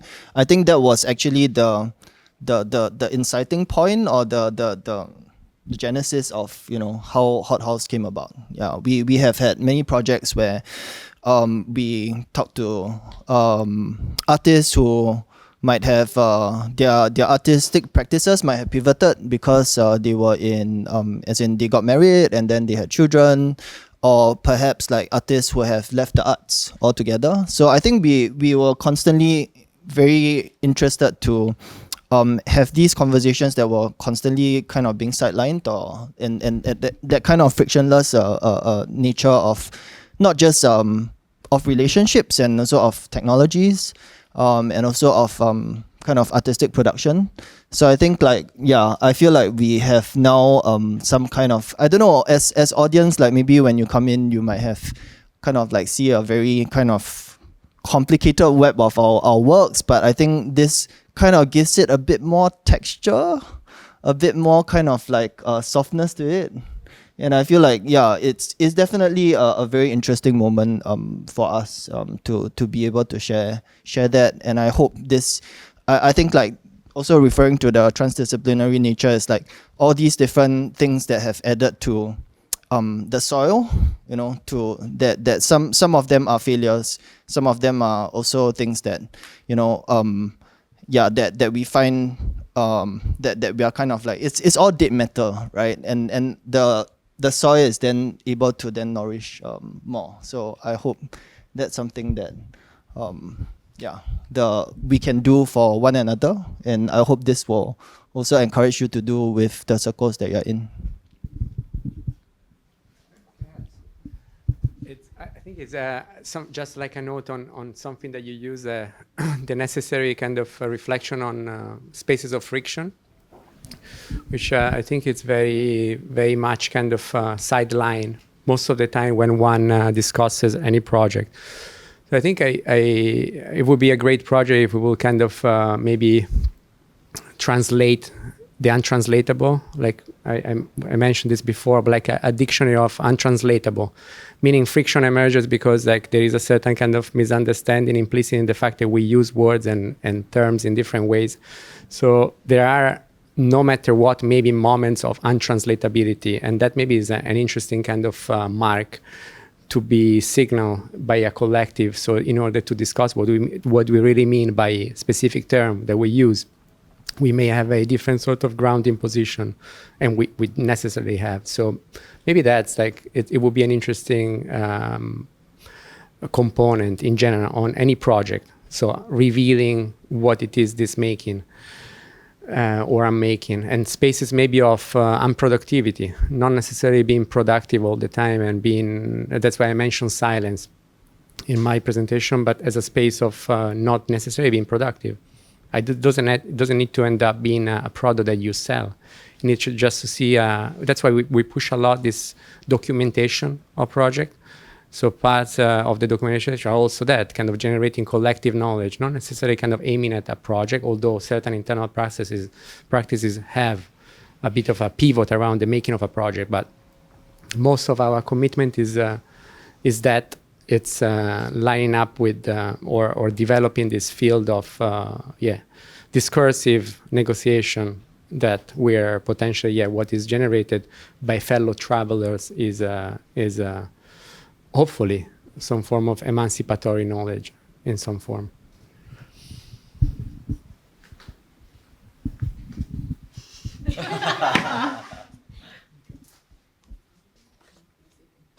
Okay, thank you everyone.